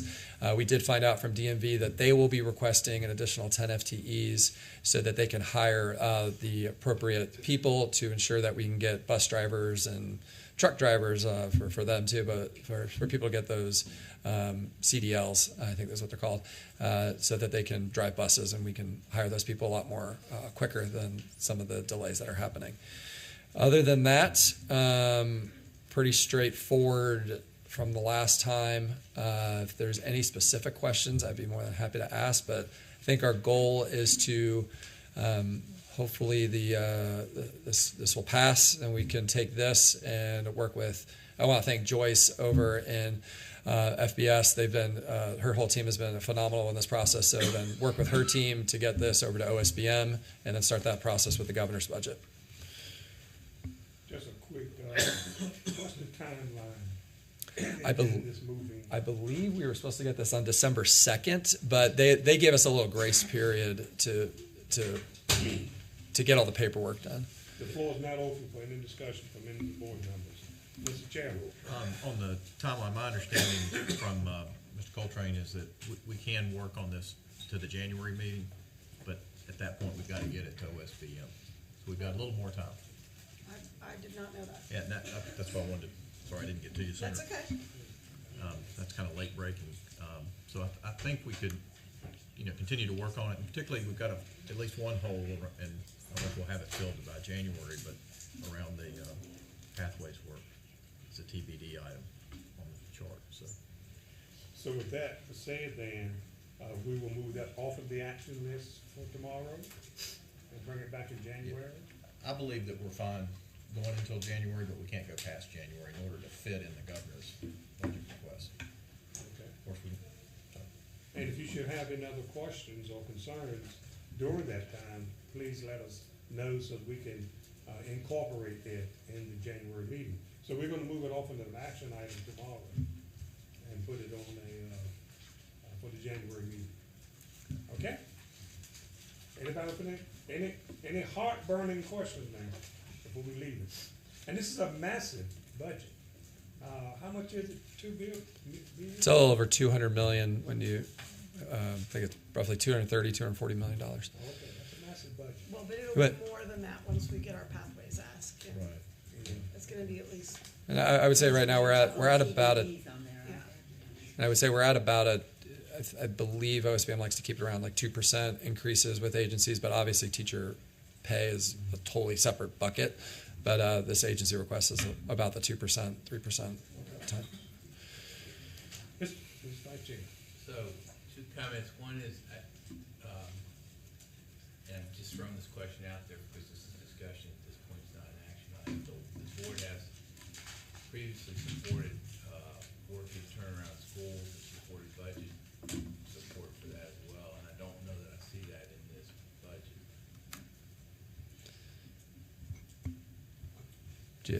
Am I missing something? Is it in the budget and I'm not seeing it? We've discussed this a few times. Definitely during committee, we've discussed this. But we worked really hard with the General Assembly to get the additional 8 positions that we can utilize with the ESSER funding.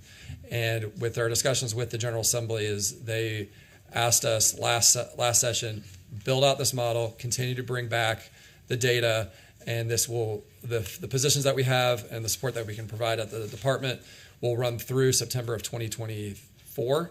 So we will be able to bring all the data and all the work that we've been doing and show that with multiple years rather than just the 1 year that we have to the General Assembly during the short session.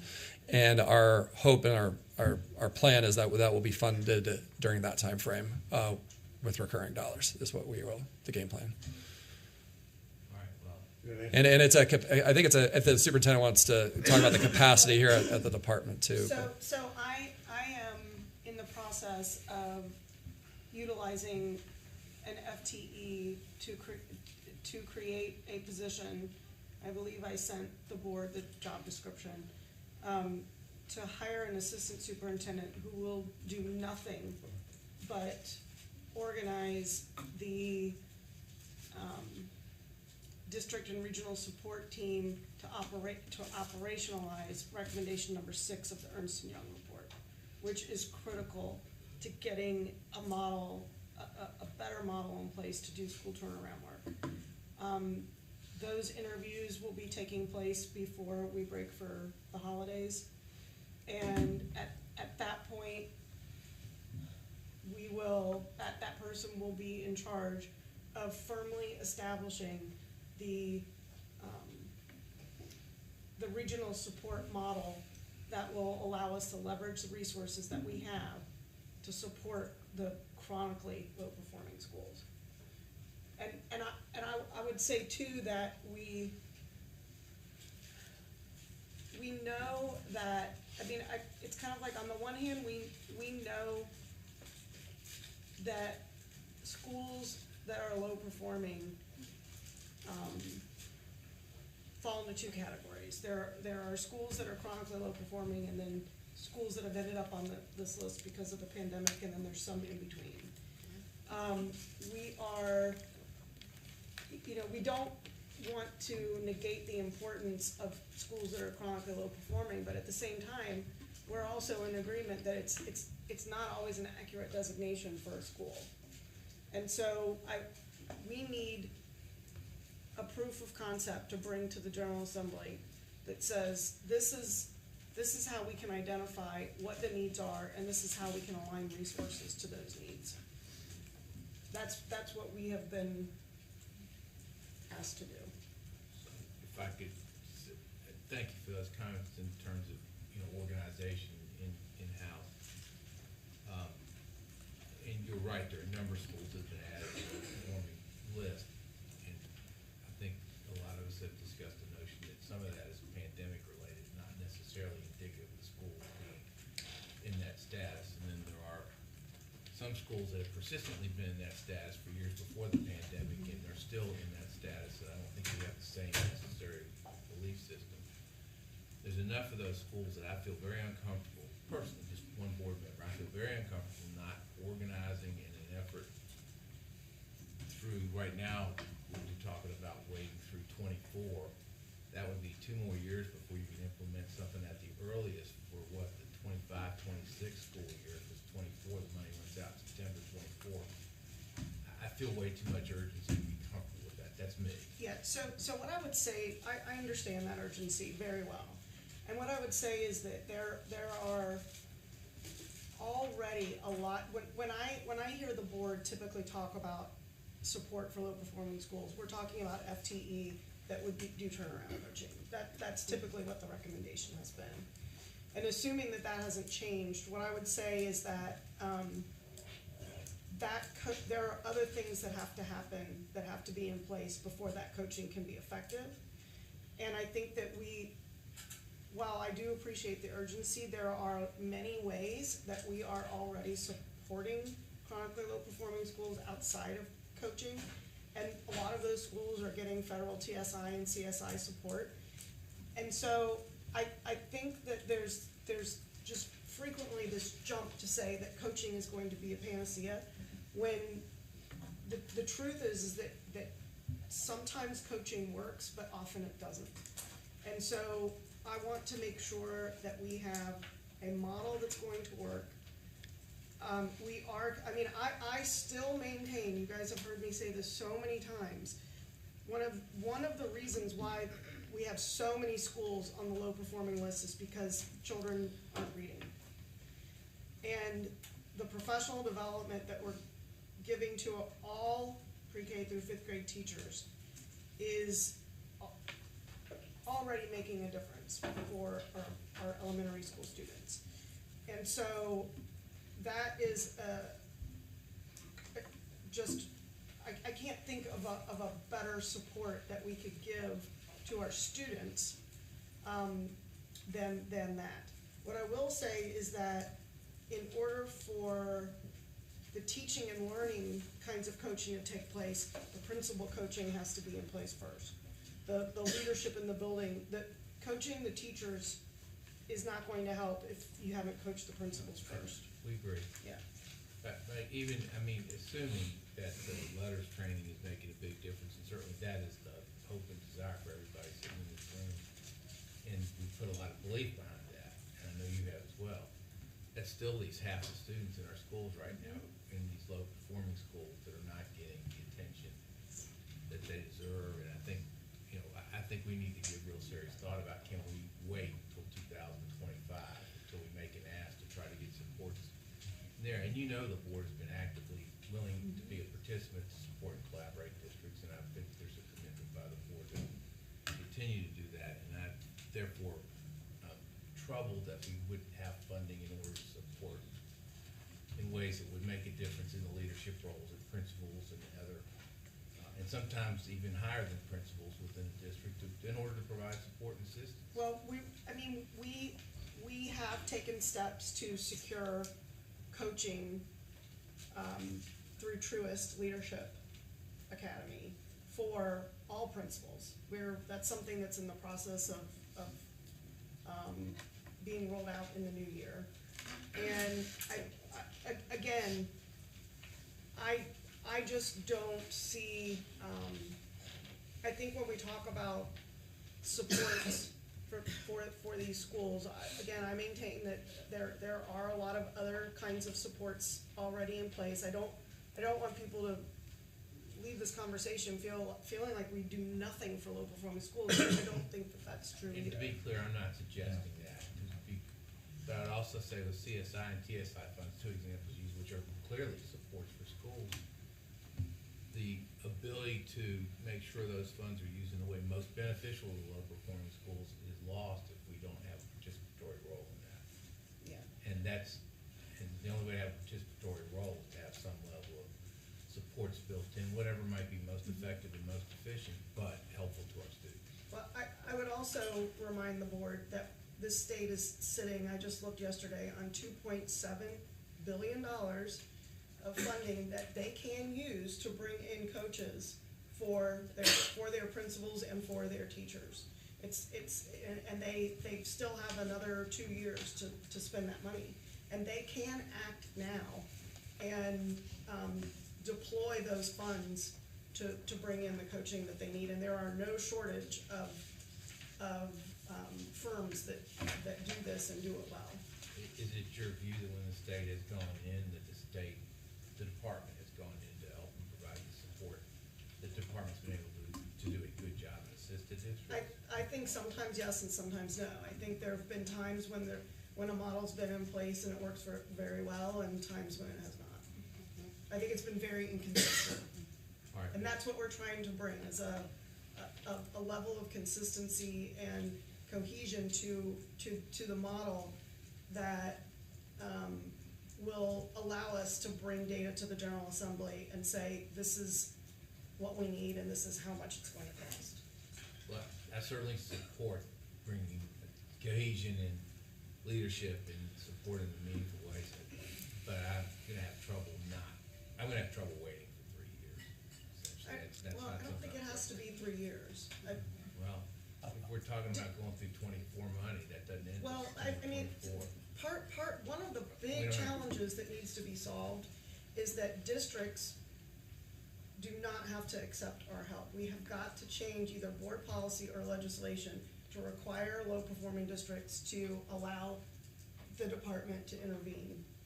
And that is a barrier to doing this work. It is to some degree, but there are some hooks, and they've been used before, and I think we should not be, we the department, we the board, should not be hesitant to use those when appropriate in order to assist the students who may not be getting all they deserve in different districts. So, and that this is a way to have the funding to be able to support that when we see it.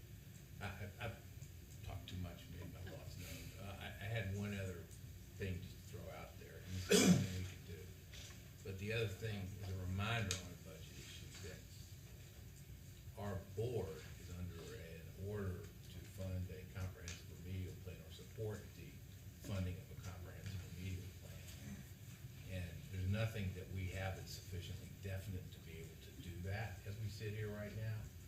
And I don't know if there will be by our January meeting, by way of example, if that's a deadline, but we do have some obligation not to just walk by and act as if that does not exist, because it does exist and it's real, and it's in the form of a court order from our higher court, realizing there are other issues that surround it, and I'm fully cognizant of all that. But don't want us to keep talking about the budget without having that somewhere in our minds.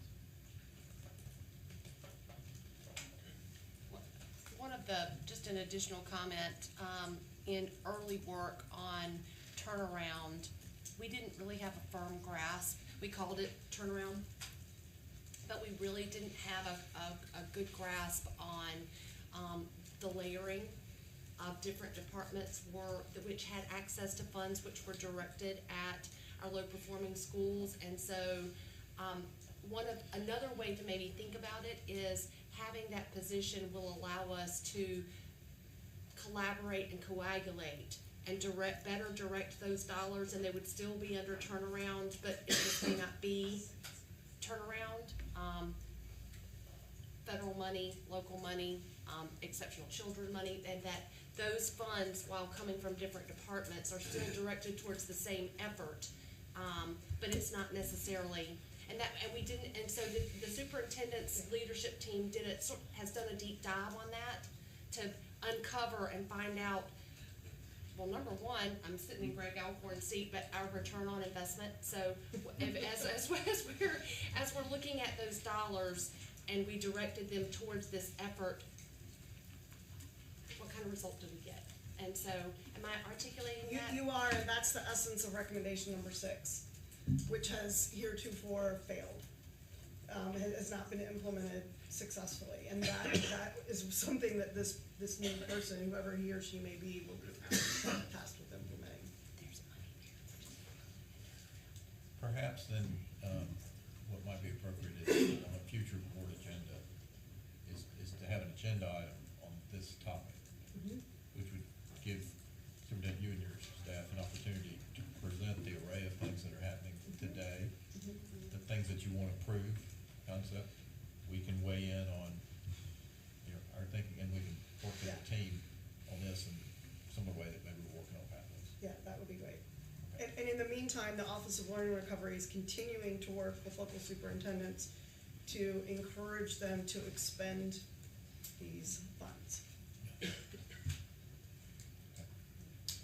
Anyone else? Mr. Chairman, I turn it back over to you. Thank you, Mr. Hall. Our final discussion of the day is business operations, and I'll turn to Vice Chair Alan Duncan. Mr. Duncan. Thank you very much.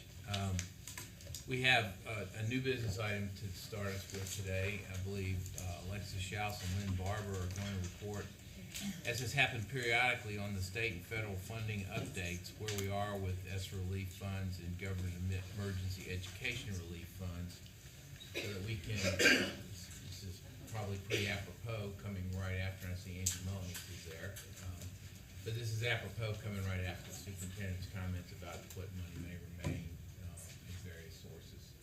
So, all right, I know we're running a little behind schedule, so I'm going to make this short and sweet because you have heard this update many times. We just have some updated funding here on the slides. I will mention that I am followed by Tricia Townsend, Rob Dietrich, Sherry Thomas, Vanessa Wren, myself again, Mia Murphy, and Cynthia Martin will close us out today as well. But just very quickly, for those of you who might be new to this conversation, when COVID happened, we received an initial amount of funding that we initially called CARES funding. It later became known as ESSER 1 funding. We were very much in reaction and response mode at that time, and so we worked with Vice Chair Duncan and other members of DPI and the State Board to determine where that funding would best be allocated for the specific needs at that time. And so these updates are what you'll hear about those amounts of funding, and I'm going to go ahead and turn it over to Dr. Townsend. Thank you. In terms of PRC 164, I'd like to remind you that these are the companion funds to the 90% that went out the door. And so this particular fund source was created to ensure that charter schools would have a fair chance at getting these dollars. And so I'll remind you, in order to get part of the 90%, you had to be a Title I Part A recipient. And so we had some charters who were not Title I Part A recipients, one, because they might not have qualified, two, they might have waived funds, or in the third case, they were underfunded. And so the school business area, they actually did a calculation to ensure that all charter schools would receive at least $45 per ADM. And so these funds ended up being that supplemental amount to that initial 90% that went out to ensure that each charter school had an amount equal to at least $45 per ADM.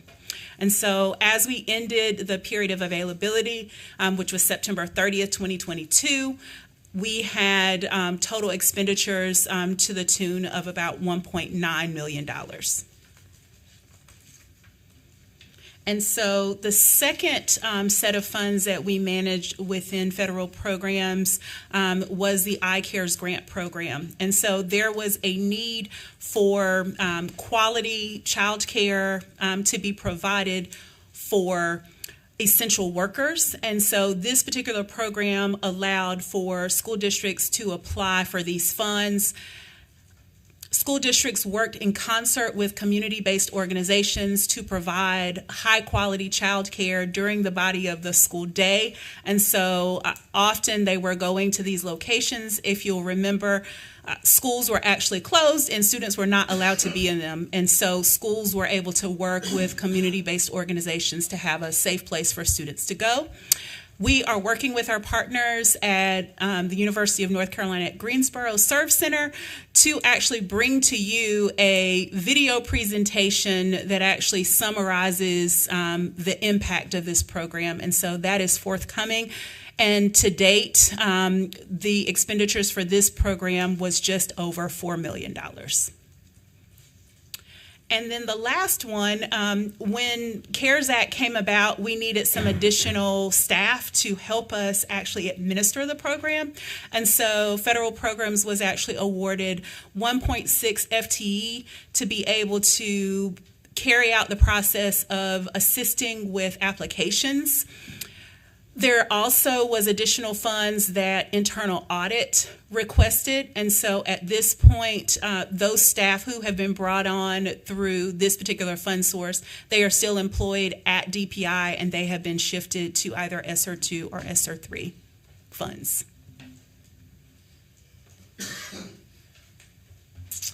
Good afternoon. What I've got before you is PRC 165, and if you remember, these were funds that were to be used so that the PSUs could select high-quality standards-aligned digital curriculum. And as of September 30th, they have used 97% of those funds. Moving on to the next one. This was for blended learning support, $75,000 for the Friday Institute to provide a course that could assist with the transition. This course has been completed. You see the funds there were $72,372, and it is sitting on our blue canvas on the NC Ed Cloud for use today. And lastly is the Learning Management System, PRC 196. There was total allotted $3,499,765. To date, we have spent 97% of that money. And in this one, we had 118 PSUs request, including 7 new implementations of a learning management system, and very few waived it. So these were good use of funds. Thank you. Thank you. Good afternoon. This feels a little bit like speed dating. For PRC 167, I thought we needed some humor about this time of the day. For PRC 167, no questions on that. I've only observed it on TV. So.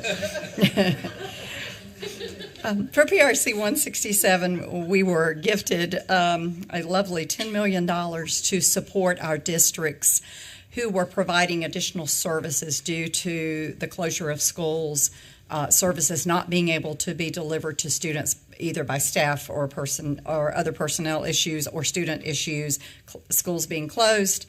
Many of our schools used this to provide compensatory ed services where they weren't able to provide the service, or some catch-up services or make-up services. We call those future services, as well as some summer programs that proved to be very beneficial and supportive for our students, especially our students with more significant disabilities. They seem to have really gained a lot by that summer immersion that a lot of our districts did.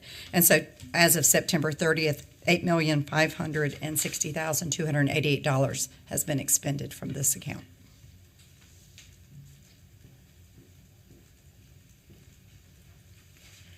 This was an expenditure for $250,000 for student connectivity options.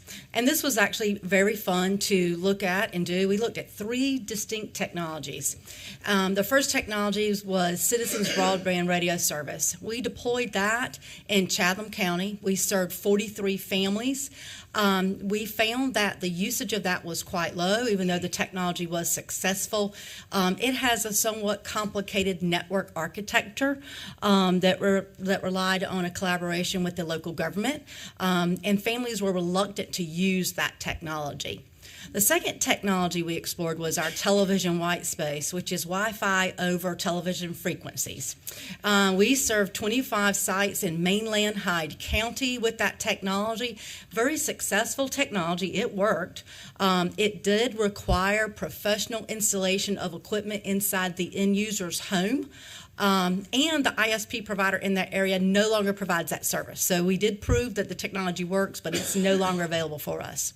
And then lastly was the Starlink technology, the low Earth orbit satellites. Very, very successful, by far the easiest and the quickest to deploy. We deployed it in 120 locations.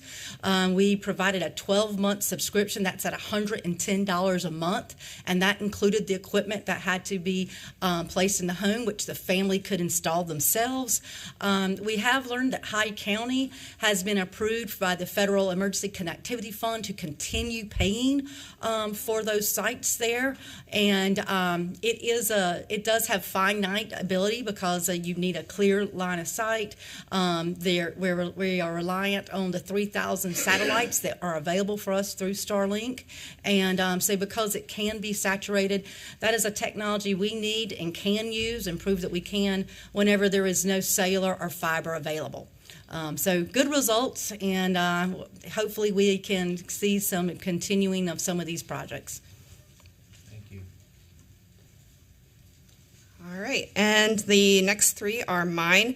The next two actually go hand in hand.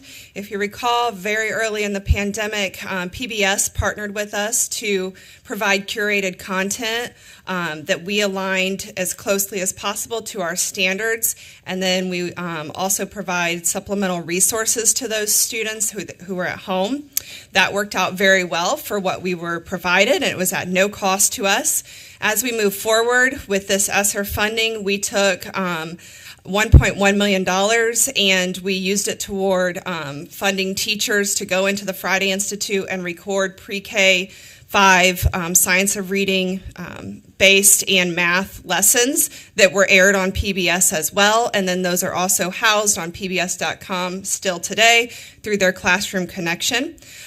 So the budget was originally $1 million for the video and $100,000 for the teacher stipends, and there was a little bit of reallocation. So you'll see on this slide and the next slide the difference of the funding there and how it was split.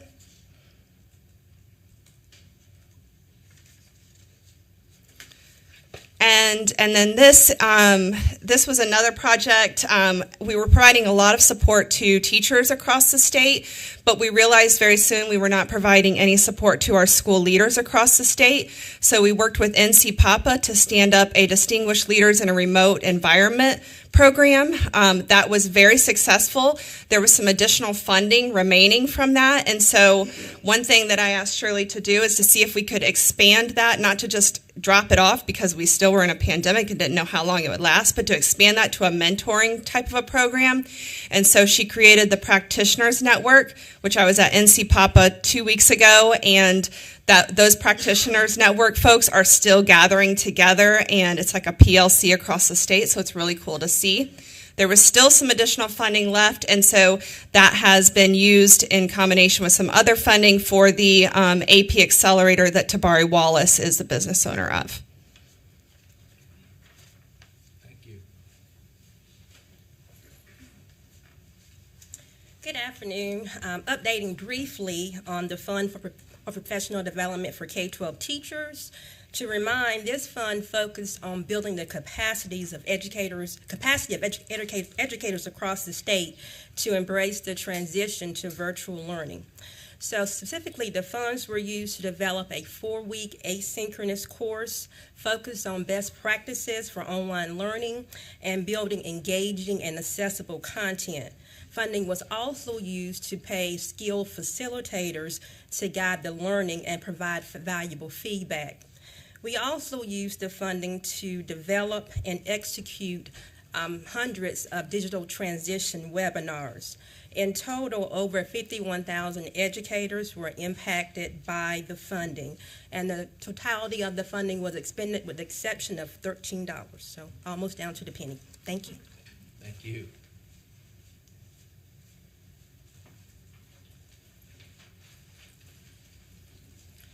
So I'm the last date. The money given to us gave us the opportunity to build back an intensive support structure for chronically low-performing schools and districts with those with state designations. At the end of the 21-22 school year, we had partnered in 24 districts representing 81 schools. With our initial accountability results, schools that previously did not meet growth decreased from 53% to 32%, and schools that exceeded growth increased from 1.2% to 24.1%. In our current model, if you exceed growth, you are no longer low performing. With this initial pot of money, we hired 14 school leadership coaches to support principals. The principal, as an instructional leader, is at the heart of our model. All 14 of those positions remain filled. We have secured ESSER 2 and 3 funding to continue their employment until September 30th of 2024. And we have also secured additional funding through ESSER to complete the model. We currently have 5 district leadership coaches. 2 are full-time, 3 are employed through a contract. We have added 4 instructional coaches for our district model. 8 are pending creation. We secured that with our last time we came in front of the board. The $4.5 million, we used that to pilot NC-ELA in the public schools of Robeson County. With favorable results, we used that information to build what is now the statewide model for NC-ELA. We have 4 cohorts consisting of 1,500 educators. They represent 60 districts and 13 charters. Since I am the last stop on this BizOp train, I am opening up for questions for any of us, not just myself. So any questions for those who have presented? Questions or comments? Yes. So this might be for the superintendent. So of these items where it merits, how are they being evaluated based on the impact they've had for consideration of continued these elements in the future that should then inform our budget request of the General Assembly and Governor? So again, this was very early on in our funding, and so we were really just starting to talk about evaluations for that. So some of these do have evaluations that were conducted. And actually, Dr. Korn and I have discussed about putting those evaluation reports on our website so that we can show the repository of all of the ESSER evaluations that are conducted. But we did that for the at-home learning project. Dr. Prince did one for the principals program as well. I think that's it for those evaluations. And was there an evaluation for okay. We are also working with the Office of Learning Recovery and a part of a major evaluation project on this exact model that we have implemented. Oh, and the iCares program, PRC 168, that one has one as well. It actually had a legislative report mandate, so we actually have submitted 2 reports, and then our final product will be that video evaluation that is forthcoming. Okay, thank you. So are any of those items in our draft budget request? Perhaps that's an opportunity between now and January to consider. Because if we've proven that these activities have a positive impact and justify the cost, it seems like we would consider trying to continue them. I do know that Tabari is working on a funding source to continue with the ESSER 2 fund or Title II funding to continue the AP Accelerator. Dr. Oxendine? Yes, because what has caught my eye is that under December 2022, it has to do with the outstanding results, that decrease in schools that previously did not meet growth, decreased from 53 to, that's good news. That's why we're researching it. If I'm reading that correctly, and we just need to know how that happened. And that would be, well, I'm saying this is tremendous. And we need to have some how did this happen? There's got to be some research method to gather that information. Michael, would you be able to kind of set the table for what, how the research agenda has been set and where we are, please? Yeah. So the evaluation of this program is in line with the. So if you'll remember, Dr. Korn came and talked a little bit about the $6 million partnership that we have with the NC Collaboratory. And so this program is one of about 20 various programs that are all funded via ESSER that we're doing full, like, large-scale evaluations of. And so part of the kind of partnership with the researchers is that they will be bringing deliverables to us as they become available. So although often we do these research projects and they take 2 or 3 years, that's not the timeline that we're working on now. So as data becomes available, we'll be bringing it forward more timely. Thank you very much. Just one other point to this. I wonder if we could also look at something more authentic, like case studies. So these research projects they vary in nature. They are not all quantitative studies. It's a variety of quantitative and qualitative review, depending on the project, and a lot of them are Principals have a role in this. Teachers have a role. Sure, for sure. Coaches who work in this, out of this, within this department. Yep. The staff. I mean, that is. And I believe Dr. Martin is working with Julie. She's still here, right? Julie Marks, who is, I think, a qualitative researcher by nature, right? Or she's a quant method. So this program in particular is going to be mixed methods. So you're going to get both. It's the best. Just terrific. Thank you. Can I add one thing to that too? If you all recall, several months ago, Superintendent Truitt asked us to look at what was happening in those schools that have exited from low performing or low graduation, and we are starting that work. We've reached out to all of the principals that are on that list to say, tell us your story, what are you doing, so that we can lift those up and elevate those as well. So one last question before you go away. Most of these 97, 98% of the funds were utilized, and some was a little bit short of that. Did we undertake some work in order not to revert the funds, find some way to use them or otherwise encumber them, or were they reverted, the ones that were not used? I believe that's an Alexis question. It sounds like an Alexis. So I said her name at the start, and she just never showed up, so this is I'm sorry, could you repeat that? It was hard to hear back here. Most of these programs were using like 97 or 98% of the funds that had been allocated that we saw. A couple were a little less than that. The funds that weren't utilized, were they reverted or were they in some other way utilized? Yes, so these funds expired September 30th. Right. However, there is a liquidation period from now until the end of January, so a lot of the funds are encumbered.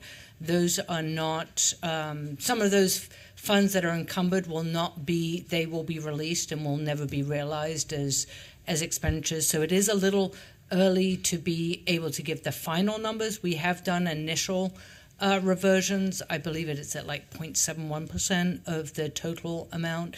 And those reversions only pertain to the amounts that were allotted out to the public school units.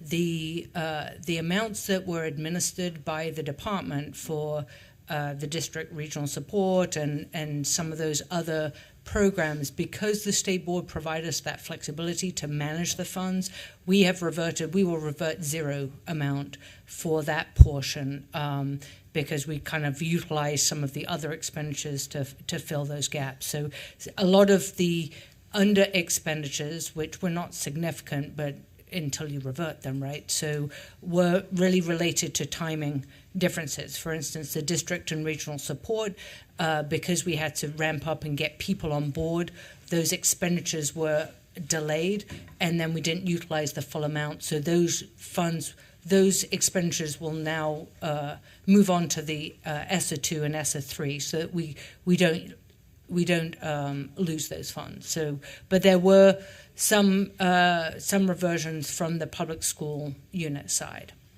I think that's very helpful information. So the department used all the funds, and the districts used all but 0.7%. At this point, yes, that is correct, and that is, we do not expect that to increase significantly at this point. Very good. And what was the grand total, please? ESSER one? Of the allocation, it's like 396 million? Yes. All right, thank you. We now go on to BizOp 1, where Lindsay Sipe, who is our Southwest Regional Consultant, is going to speak about the new request for proposals for digital learning grants. And while she's coming up, if anybody can think of what we just skipped, please speak up. BizOp 1 is usually contracts over $500,000. We didn't have it. Thought you would be grateful, but Good job. Was that our quiz? that was your quiz of the day. We failed. Welcome, Lindsay. Good afternoon, everybody. I am Dr. Ashley McBride. I do apologize. Lindsay Sipe was unable to join us today, so she does send her regards. Today, I'm pleased to present to you the Digital Learning Initiative Grants Request for Proposals for the 2023-2024 school year, which will be open for all PSUs to apply in the state of North Carolina. I want to take a moment to highlight this map. We're extremely proud of the work that's taken place across the entirety of the state. Our goal is to support public school units as they address challenges, harness opportunities, and leverage resources for digital age teaching and learning. We began the work of the DLI grants in 2017, and this work has continued to build momentum, and we are incredibly proud of the progress that has been made in PSUs in regard to the digital teaching and learning and the reach that has been made across the state. Next slide, please. Over the past 6 years, the Digital Teaching and Learning Division has committed almost $9 million towards these efforts. The grantees have been great stewards of these funds, with only a 1.6% being reverted. With this new round of grants that we are proposing, the Digital Learning Initiative would plan to commit an additional $1.25 million towards some new and improved grant opportunities that focus on in-depth coaching, inclusivity, personalization, support, collaboration, and sustainability.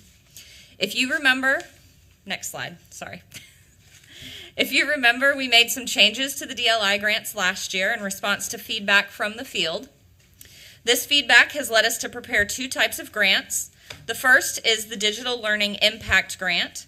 This is a 3-year grant that will allow PSUs the time and funding to prepare, implement, gather data, and assess a digital learning initiative.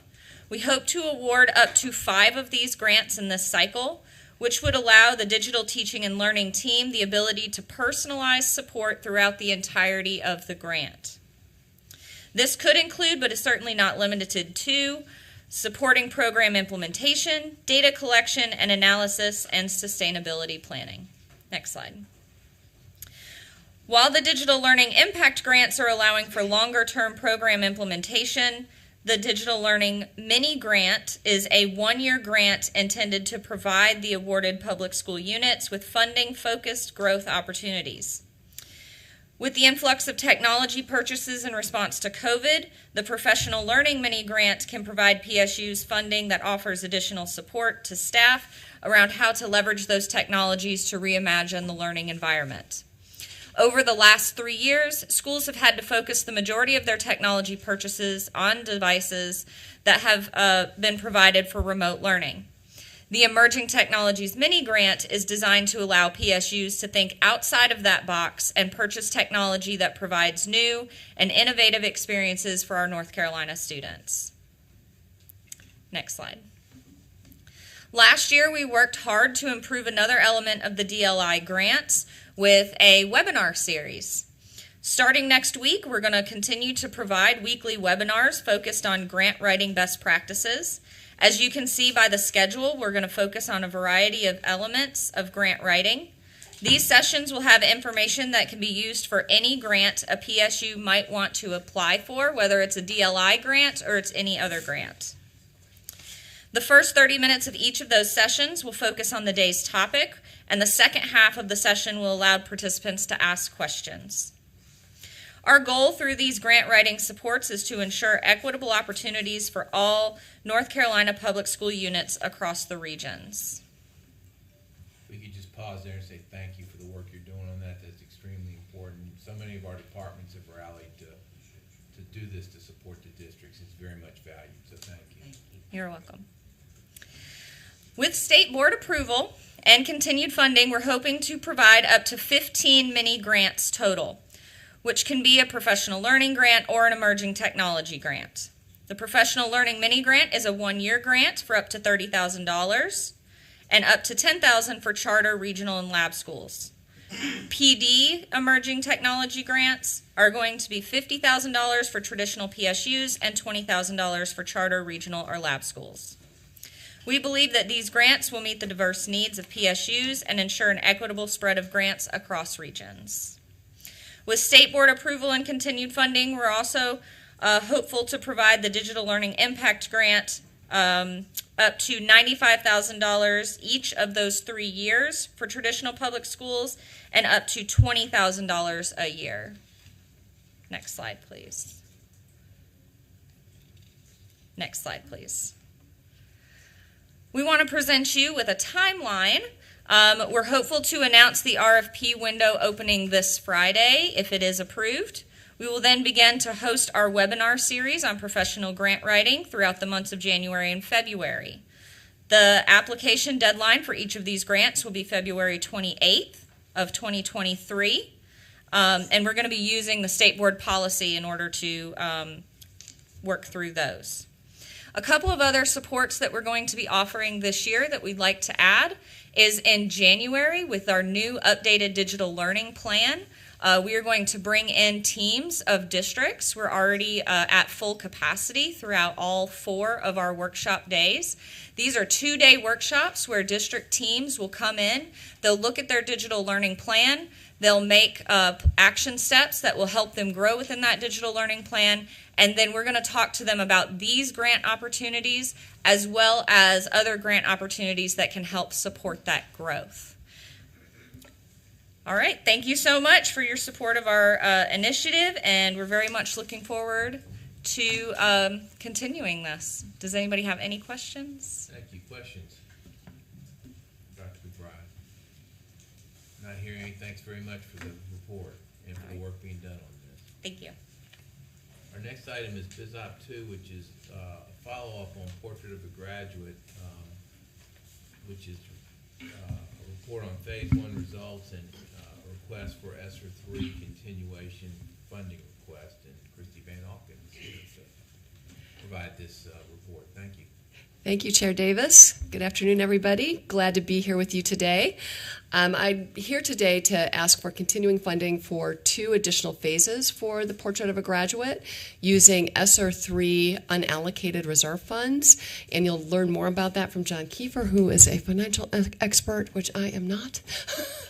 So just to make sure that we understand where the funds are coming from and how we'll continue this work. So just very quickly, I'm going to give you a quick overview because I don't want to steal the thunder of the superintendent who will be reporting on this tomorrow. But the Portrait of a Graduate was revealed in October to great fanfare and just a ton of excitement. It was then at the AIM conference, we were able to do some professional development and to also be in conversation with districts about the portrait itself. So we had a really great just response to the portrait itself. We identified 7 competencies that support the portrait, and the idea is to really lead us to this deeper learning. So we take the competencies, the durable skills, blend it with the academic rigor for this deeper learning environment. So what we want to do now is to allow our districts to help us create rubrics and performance assessments so that these can be put into place into classroom environments. Next slide. So I just wanted you to quickly see the 7 competencies. They're listed here. Again, the superintendent will go over these in more detail with you tomorrow. Next slide. So the goals of the project for Phase 2 and Phase 3, again, is to create the rubrics and the assessments. And we're going to tap back into the design teams. We had more than 1,200 people across the state who helped us identify these 7 competencies. Again, this was not a DPI initiative, or this was not, kind of our telling the state what to do, but but rather an exercise in listening and to learn what was important to our stakeholders across the state. So we are going to take those tap back into those design team members, particularly those that are in education sector, combine it with interested districts throughout the state, and re-engage them to create the rubrics in grade bands. So we'll think about elementary, middle, and high school activities and rubrics so that we can come up with I can statements, etc. Then we're going to capitalize on the momentum of the North Carolina portrait so that we can integrate these durable skills into classroom learning experiences. Next slide. So phase 2 for creating these competency rubrics cost $160,860, and we'll do the various things that you've seen on this slide. The leadership team, again, will tap back into those existing resources, rubric development, and then communication at the AIM conference again next year, working with Battelle for Kids, who is our current vendor on this project. Next slide. Phase 3 is the performance assessment development, and this is really critical, we feel, as we think about school performance grade redesign and other ways that the competencies could be applied. We want to be sure that we're able to assess the effectiveness of the student actually learning the competencies. So that is, in a nutshell, what we plan to do. Next slide, please. The funding request for both phases 2 and 3 is $256,000, $560, and we would request approval to use these funds from DPI's ESSER 3 State Reserve to extend our contract with Battelle for Kids. And I think that that's as much as I can say. John, do you have anything you want to add to that? Yes. Thank you.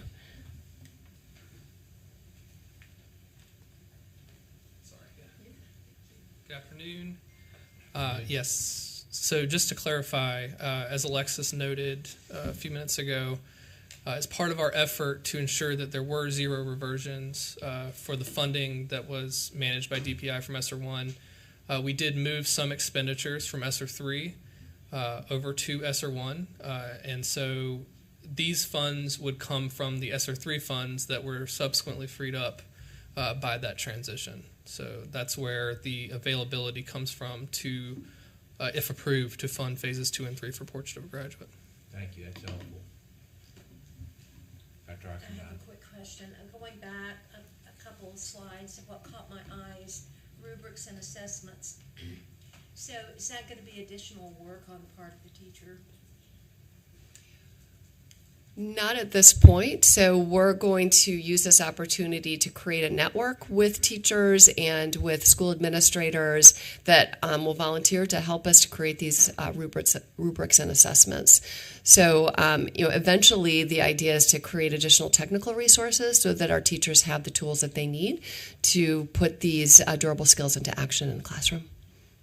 Well, let me ask a couple of other questions. So eventually, though, it will rest on the classroom teacher to do a lot of this work, even though there will be technology to support it? Very likely, yes. Do you have any idea on the amount of time? Have you done time studies on how much time would need to be invested by the classroom teacher in light of other responsibilities? We don't have that information at this point, but what we do know is there's a lot of receptivity to this, and we also know that employers really are requiring these skills of students when they graduate from high school now. And so it's kind of our duty to make sure that students have the skills and the capabilities that they need to be ready for the post-secondary plan of their choice. I'm not questioning that. I'm just thinking about the workload of the classroom teacher, and I certainly support it because I know there are other ways to determine whether a child is fully educated. But at the same time, I do have to think about if we had some sense of how much time this would be on the part of, in addition to regular our state testing and other local assessments. Yeah, so we'll be listening carefully to teachers as we go through this process to make sure that we get that right. Dr. Smith is going to be helping lead this, as is Dr. Mullinex, to make sure that we're taking the time and the care to not have it feel like a cram down or something that is a burden, but something that our teachers will embrace. Superintendent. Thank you. Well, and I think to your point, handing teachers rubrics and assessments really cuts down on their labor when it comes to, I know that when I assign group projects, I would automatically include a lot of these competencies in that group work, but would have to come up with my own rubrics and ways of assessment. And this work will allow teachers to access those automatically without having to devise them themselves. So the goal is definitely to ensure that it's not burdensome on the So teacher. will the assessments, I know I'm asking in the week questions, but I'm very accustomed to using rubrics and designing them. So my question is this, do you envision the assessments occurring multiple times over the year, like every 3 months, every semester? So I'm not sure that we've gotten to the point where we can make a determination on that. As we go through the process, though, we'll report back to you as frequently as you'd like to make sure that that you understand what the process looks like and that it feels right.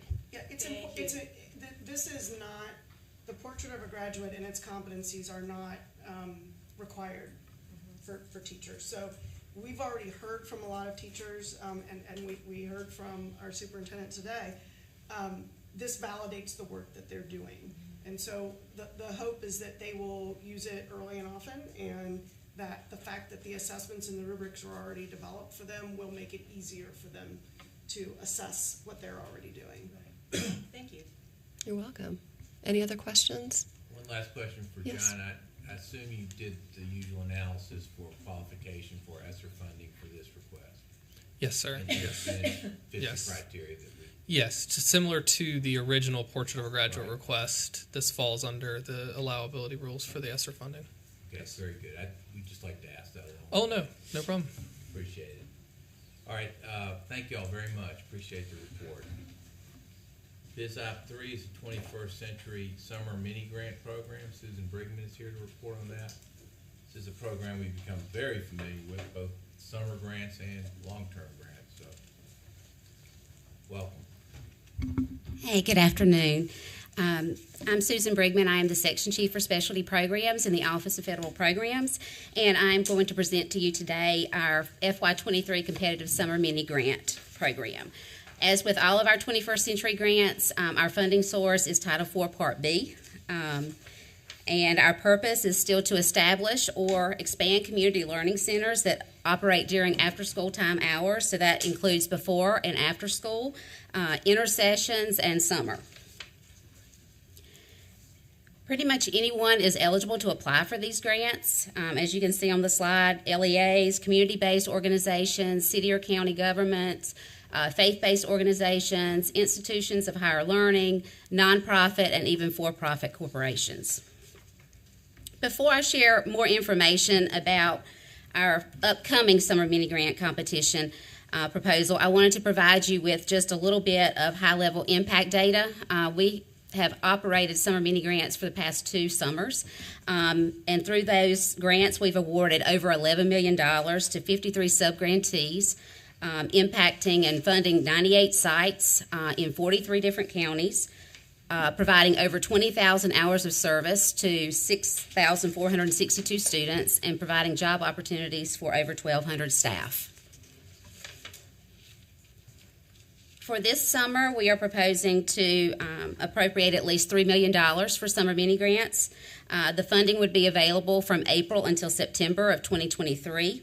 And our focus would be to improve students' access to innovative learning strategies in order to achieve grade level proficiency.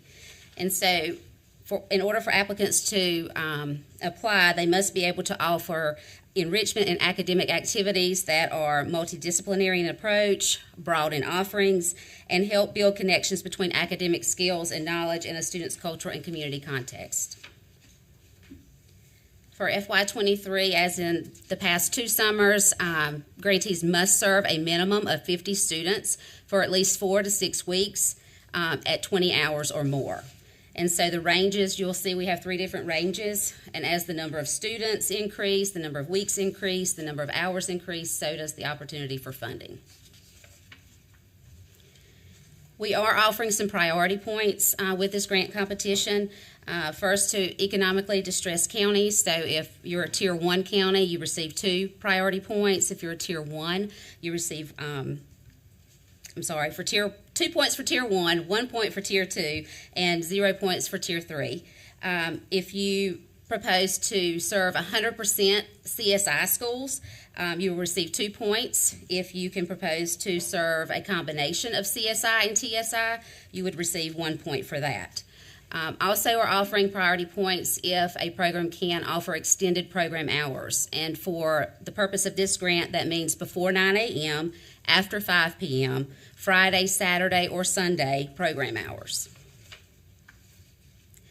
Also, in an effort to continue to provide a more equitable distribution of 21st century grants across the state, priority consideration will be given to applicants that propose to run a summer mini grant program and they do not currently have 21st century funding. We will also be giving priority consideration to applications that propose to host a program in a county that has not received any funding in the last 3 grant cycles. No priority consideration is going to be given for your state board education region because we are going to, again, award a minimum of 2 summer mini grants to each Board of Education region first, as long as we have 2 applications that qualify. And on the last slide, you'll see our timeline.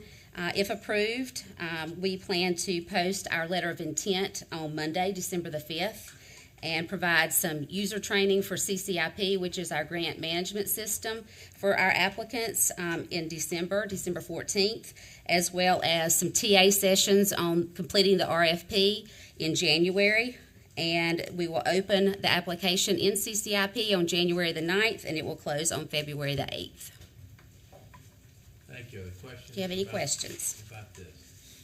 Ms. Brigman, thank you very much. Mm-hmm. Appreciate the report and the thorough way you've gone about it. That completes our 3 actions on first read. We have 1 action item, Biz Op 4. This is about our public school personnel salary schedules and manuals. This is a significant update and realignment. Jennifer Bennett reported at our last meeting about this as a discussion item, and I think just going to touch on a couple items that have been further touched up. Yes, just based on the feedback we've gotten, I wanted to highlight some key components just so everybody's aware of the feedback we have gotten and some clarifying notes. One, just want to remind everybody that this is all governing legislation. So we focus primarily on just those categories that require the legislative action of the board. There is supplemental governing legislation that covers OT/PTs, driver's ed, and school nurses. We included those groups in the other licensed professional category, which does help separate them out so they are distinguished from just regular classified because they do require a license. However, they're classified by definition in legislation because the DPI does not certify them like they do a teacher. So that is basically the difference there. Again, we try our basic parameters with this was to align with the Office of State HR, which has recently upgraded their scale July 1st. This policy also doesn't provide additional funding, so I just want to remind everybody about that. We will be bringing back the finance officer specifically since we're revamping that policy. And technology positions were removed because there's so much variance. What we're advising LEAs to do is refer to the Office of State HR, DIT, job descriptions, and those pay ranges to help craft those schedules. I did add 2 additional slides related to the other licensed professionals just for your reference, that we did set up that different category for them. And also just as a reminder that the OT/PT placement, we use the medical health placement for the OASHR scale, which is in alignment with those positions. And the range we've provides the school districts with a sufficient range that should they want to mimic a school psychologist certified scale, there is enough latitude within that range for a school district to do so if they want. Along with that, a lot of the feedback we got was related to the state board crafting a step and lane or the experience step scales. The state board, it doesn't have the authority to obligate a local district for those experience step increases, which is why our scale simply is a minimum and maximum of the authorized money that we're saying is authorized to be paid from state or federal funds that we administer. It's not meant to be a step and lane. We don't want to obligate a school district to be able to afford county money for a 1.5% pay raise between steps. They have to develop what they can sustain. Also, we expanded the ranges so that they have a lot of flexibility in establishing their designations. A good example of that is in the data manager range. It's from NC4 to NC10. In most school districts, there's likely a elementary, middle, high school supervisor or lead plus a manager. So there could be 5 different data manager scales decided upon by an LEA. However, that middle school data manager responsibilities or a level 2 data manager is very different in a Perquimans County than in a Wake County than in a Chatham County. And so it's important to understand our ranges are flexible to allow those LEAs to distinguish what they need and what they think they can sustain effectively with their local funds. And also, just as a reminder, we wanted to make sure that the $15 minimum wage went into effect for full-time state personnel July 1st, so our scales represent that as the minimum. And our other recommended minimums, however, we're recommending that we allow the school districts time to update their scales so the minimums would go into effect other than the $15 an hour July 1st of 2024. However, we recommend that we allow the LEA's flexibility to use up to the maximum in this current fiscal year while they craft their scales. I'll also be working with NCASBO and PANC, which is the HR and finance officer support groups in regional meetings and workshops to make sure that they understand, and we help them through with other LEAs that have already gone through this process. It is a very lengthy process. It does take a lot of time to balance your accounting staff versus HR versus TAs versus IT and where all that aligns appropriately. So we'll be working with them in regions to help them through this process. As we gain more feedback, if there's items we've missed or need to reconvene, we'll bring that back to you after we have a budget from this next long session, as it is a living, breathing document that we have in front of you. Other than that, you'll just notice that we expanded several of the ranges to allow the maximum flexibility. Office support from NC1 to 10 allows sufficient flexibility based on the feedback we've gotten. And we've also expanded most of the director ranges to allow a lot more flexibility there. And those were the main changes from last month. Thank you. As we know from the last report, this bringing this forward has represented a lot of work and covered a lot of years and bringing it up to date. So it's important work, and we really appreciate the work you've done on it and the report you brought to us. Okay, thank you. All right, we're going to now move on to BizOp 5, which is listed as a discussion item, but based on what's happened earlier, this may be action on first read item. This is our 4th different time it's come up in the committee meeting today. Our local school administrative unit teacher compensation miles and advanced teaching roles. And Tom Tomerlin is here to suggest which option. His report to us just says select an option, but I think it went further already in the discussion today. So why don't you set out what the option is that you're recommending based on the discussion the board had? Sure. So again, this is coming out of 115C. I do need to make it clear to board members why this is so critical for the funding is so critical for these districts.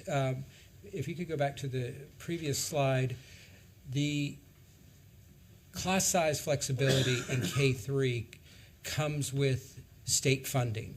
So as long as they're receiving state funding, they have the ability to waive those class size restrictions in statute. So for our districts that are continuing, we want them to be able to continue because that piece is especially critical to them because elementary schools make up a really large part of the advanced teaching roles model. So with that said, we move to the funding.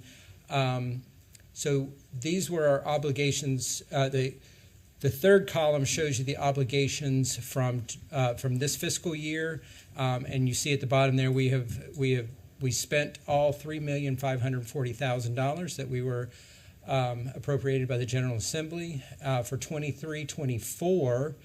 What we have done here is, if you'll see some of these programs in the middle, they are moving off their 3-year funding cycle.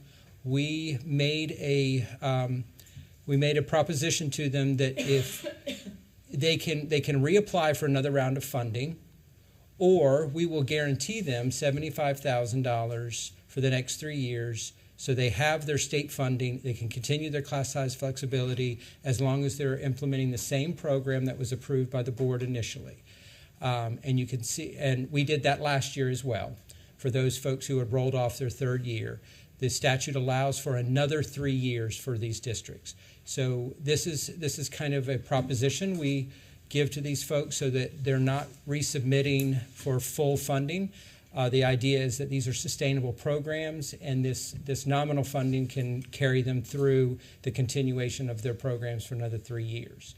Then we have the 4 districts that were selected last year.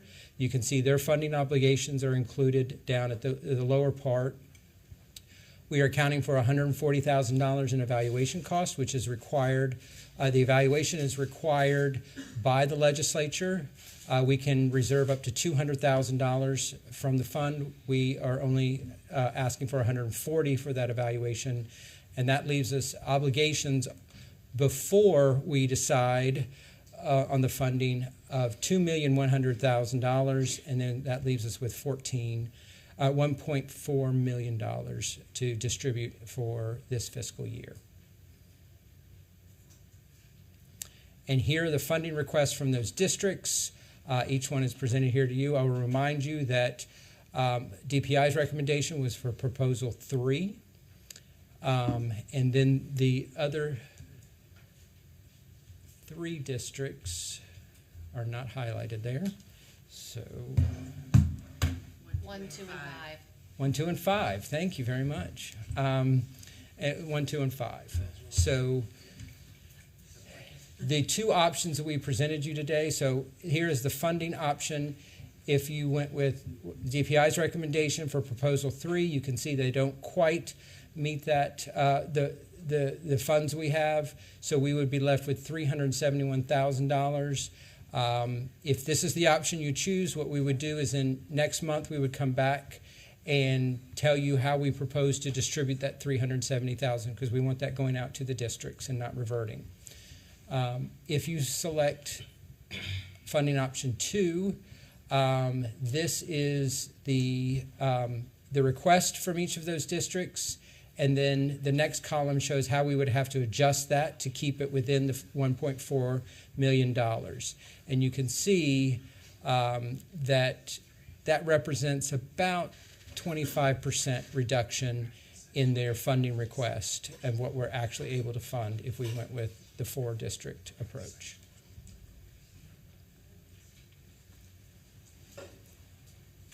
Ms. White. Yes. Ms. Kamnitz and I would like to put another item up for discussion. But, you know, there you have it. All right, so if we fund proposal 3 at the $1 million and some, it leaves us with approximately $347,000. Yep, $371,000. Thank you, Ms. Kamnitz, on the assist. Would it be possible to do another contact the three that tied at the 76.5 and ask them to basically reapply.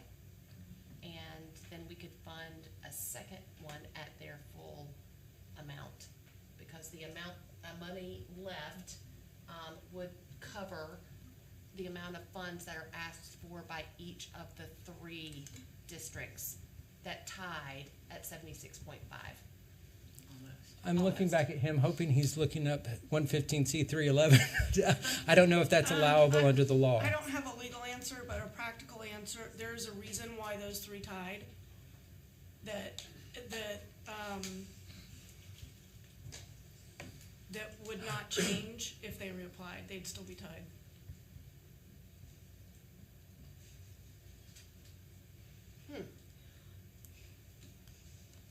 Why do you think that? I'm curious. They would have to stay with the original concept. Right, they would tie again if the three of them reapplied. If everybody So stays maybe I can help here. So many of these districts seek technical assistance to write these proposals.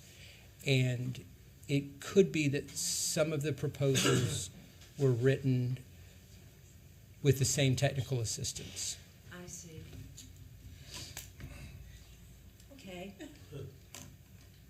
Which is why the more we can get independent grant writers developed within our districts, the better off we will be with grants and continue our efforts to make sure the grants are distributed in a fair way around the state. But that was an editorial comment. Okay. Thank you. That's good information. All right, so Tom, would you outline the two options then? Sure. Quickly, that you're presenting to the board in light of that issue. Yes, funding option one fully funds proposal 3 at roughly $1 million. We will come back to you with some recommendations on how to allocate the $371,000 that's outstanding. I would normally recommend that be given to them as planning funds, but because this is in the next fiscal year, I don't actually have the money to give them. So we would need to plan on how we would do it for the next fiscal year. Then proposal 2, if you were to select those 4, we would prorate. We would adjust their budget request to meet to fit within the $1.4 million. And we show you there the difference in what they would be receiving. So you'd see proposal 3 would get almost $300,000 less than what they asked for. So as you think about that for a moment, is anyone who objects to making this an action item on first read for this meeting on this item, given the discussion happened earlier? All right, not seeing any objection. Could I clarify something for you? Certainly. The discussion earlier sounded like the board was leaning towards option 1, and if that's the case, then we would still need to come back to you about how to distribute the $371,000. Okay. Right. But you would know with respect to option 1, That's right. you would have marching orders. Gotcha. That would be helpful. Yeah. So the two options are to, well, you know what they are. I'm not going to restate it.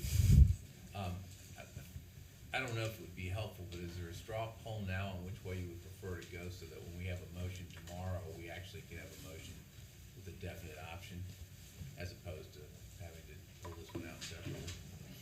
About a show of hands, Mr. Chair. All right, who prefers option 1? Oh, yeah, please, I'm sorry, I thought you were showing your hand. I think you said this. I think you said this before, but so the big question here under option 2 is how many of these proposals would have to be would just say, well, I can't do it for that money. We don't. That's the question we don't know. We don't know the answer to that question. That's correct. 3 of them didn't meet the state's predefined metric for this particular grant. That's good. Yes. Right. Yeah, let's remember that. And we had that discussion. That's right. So what do you? So, having having had that discussion, Dr. Oxendine, you look poised to say what I'm you think ready. it should be. To say the one project proposal, grant proposal that Dr. Tomlin is recommending. And then go back with the remaining Go back with funds. the to determine how the to do it. distribution of And he will come back balance. next month with that. That DPI recommends. Of this proposal. All right, is everybody leaning to option one in this proposal as we take a little straw vote? Is there anybody who's not? All right, so we'll vote on option one tomorrow. That'll be the motion before us. All right, so to quickly finish out then, we've got a consent item, which is a happy piece of news. The North Carolina Education Lottery Funds are going to provide some additional information to support positions in our Office of District Operations, which needs those positions.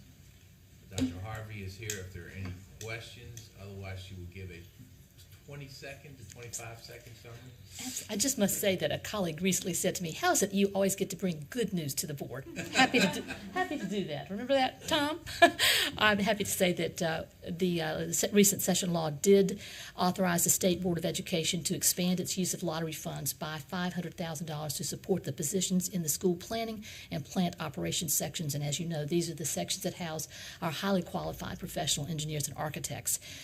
We come to you today seeking your approval to use those funds for the purposes for which they are intended.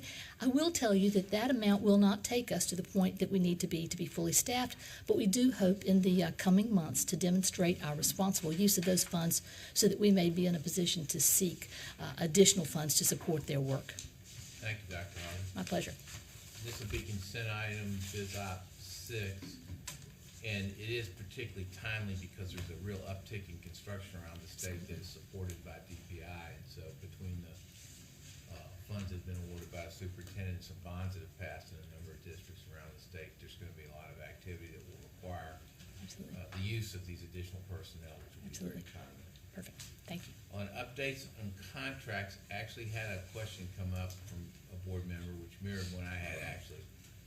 On the planned contracts report, is Dr. Wren still here? Can you give the 15-second summary of the Eastern District, Eastern School for the Blind, what that contract meant? Apparently, I was not the only one who had difficulty understanding computer reads. I sure will. That is a request for the school to purchase some networking equipment. They have asked for some Cisco Catalyst switching that will be the backbone for their wired and their wireless network. If you'll notice, some of those switches have 48 ports, and that's because they'll be running cameras and access points off of those. The equipment they have right now is end of life, and this will be getting their network closets up to date. Thank you.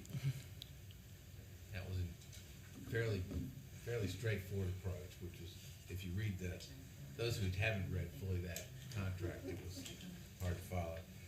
That concludes, unless there's any questions about the requested update on the monthly budget report, and I assume there's not, I haven't heard anything.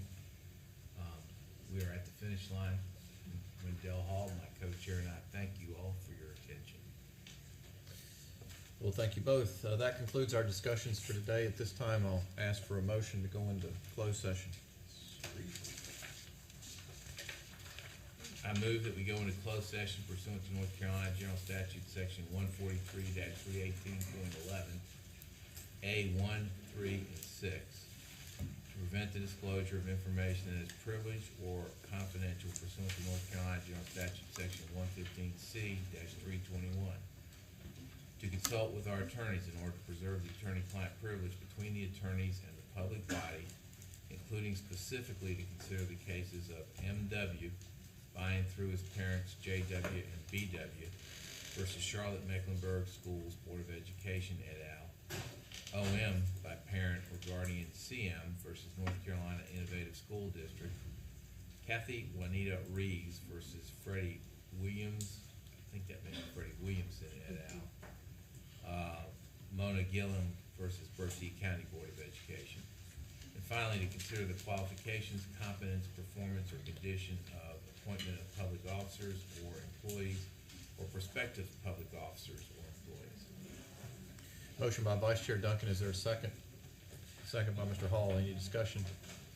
Dr. Petrie Martin. Dr. Oxendine. Yes. Mrs. Camnitz. Yes. Mr. Keenan. Yes. Mr. Hall. Yes. Dr. Tipton Rogers. Yes. Mrs. White. Yes. Mr. Blackburn. Yes. Dr. Ford. Yes. Treasurer Falwell. Lieutenant Governor Robinson.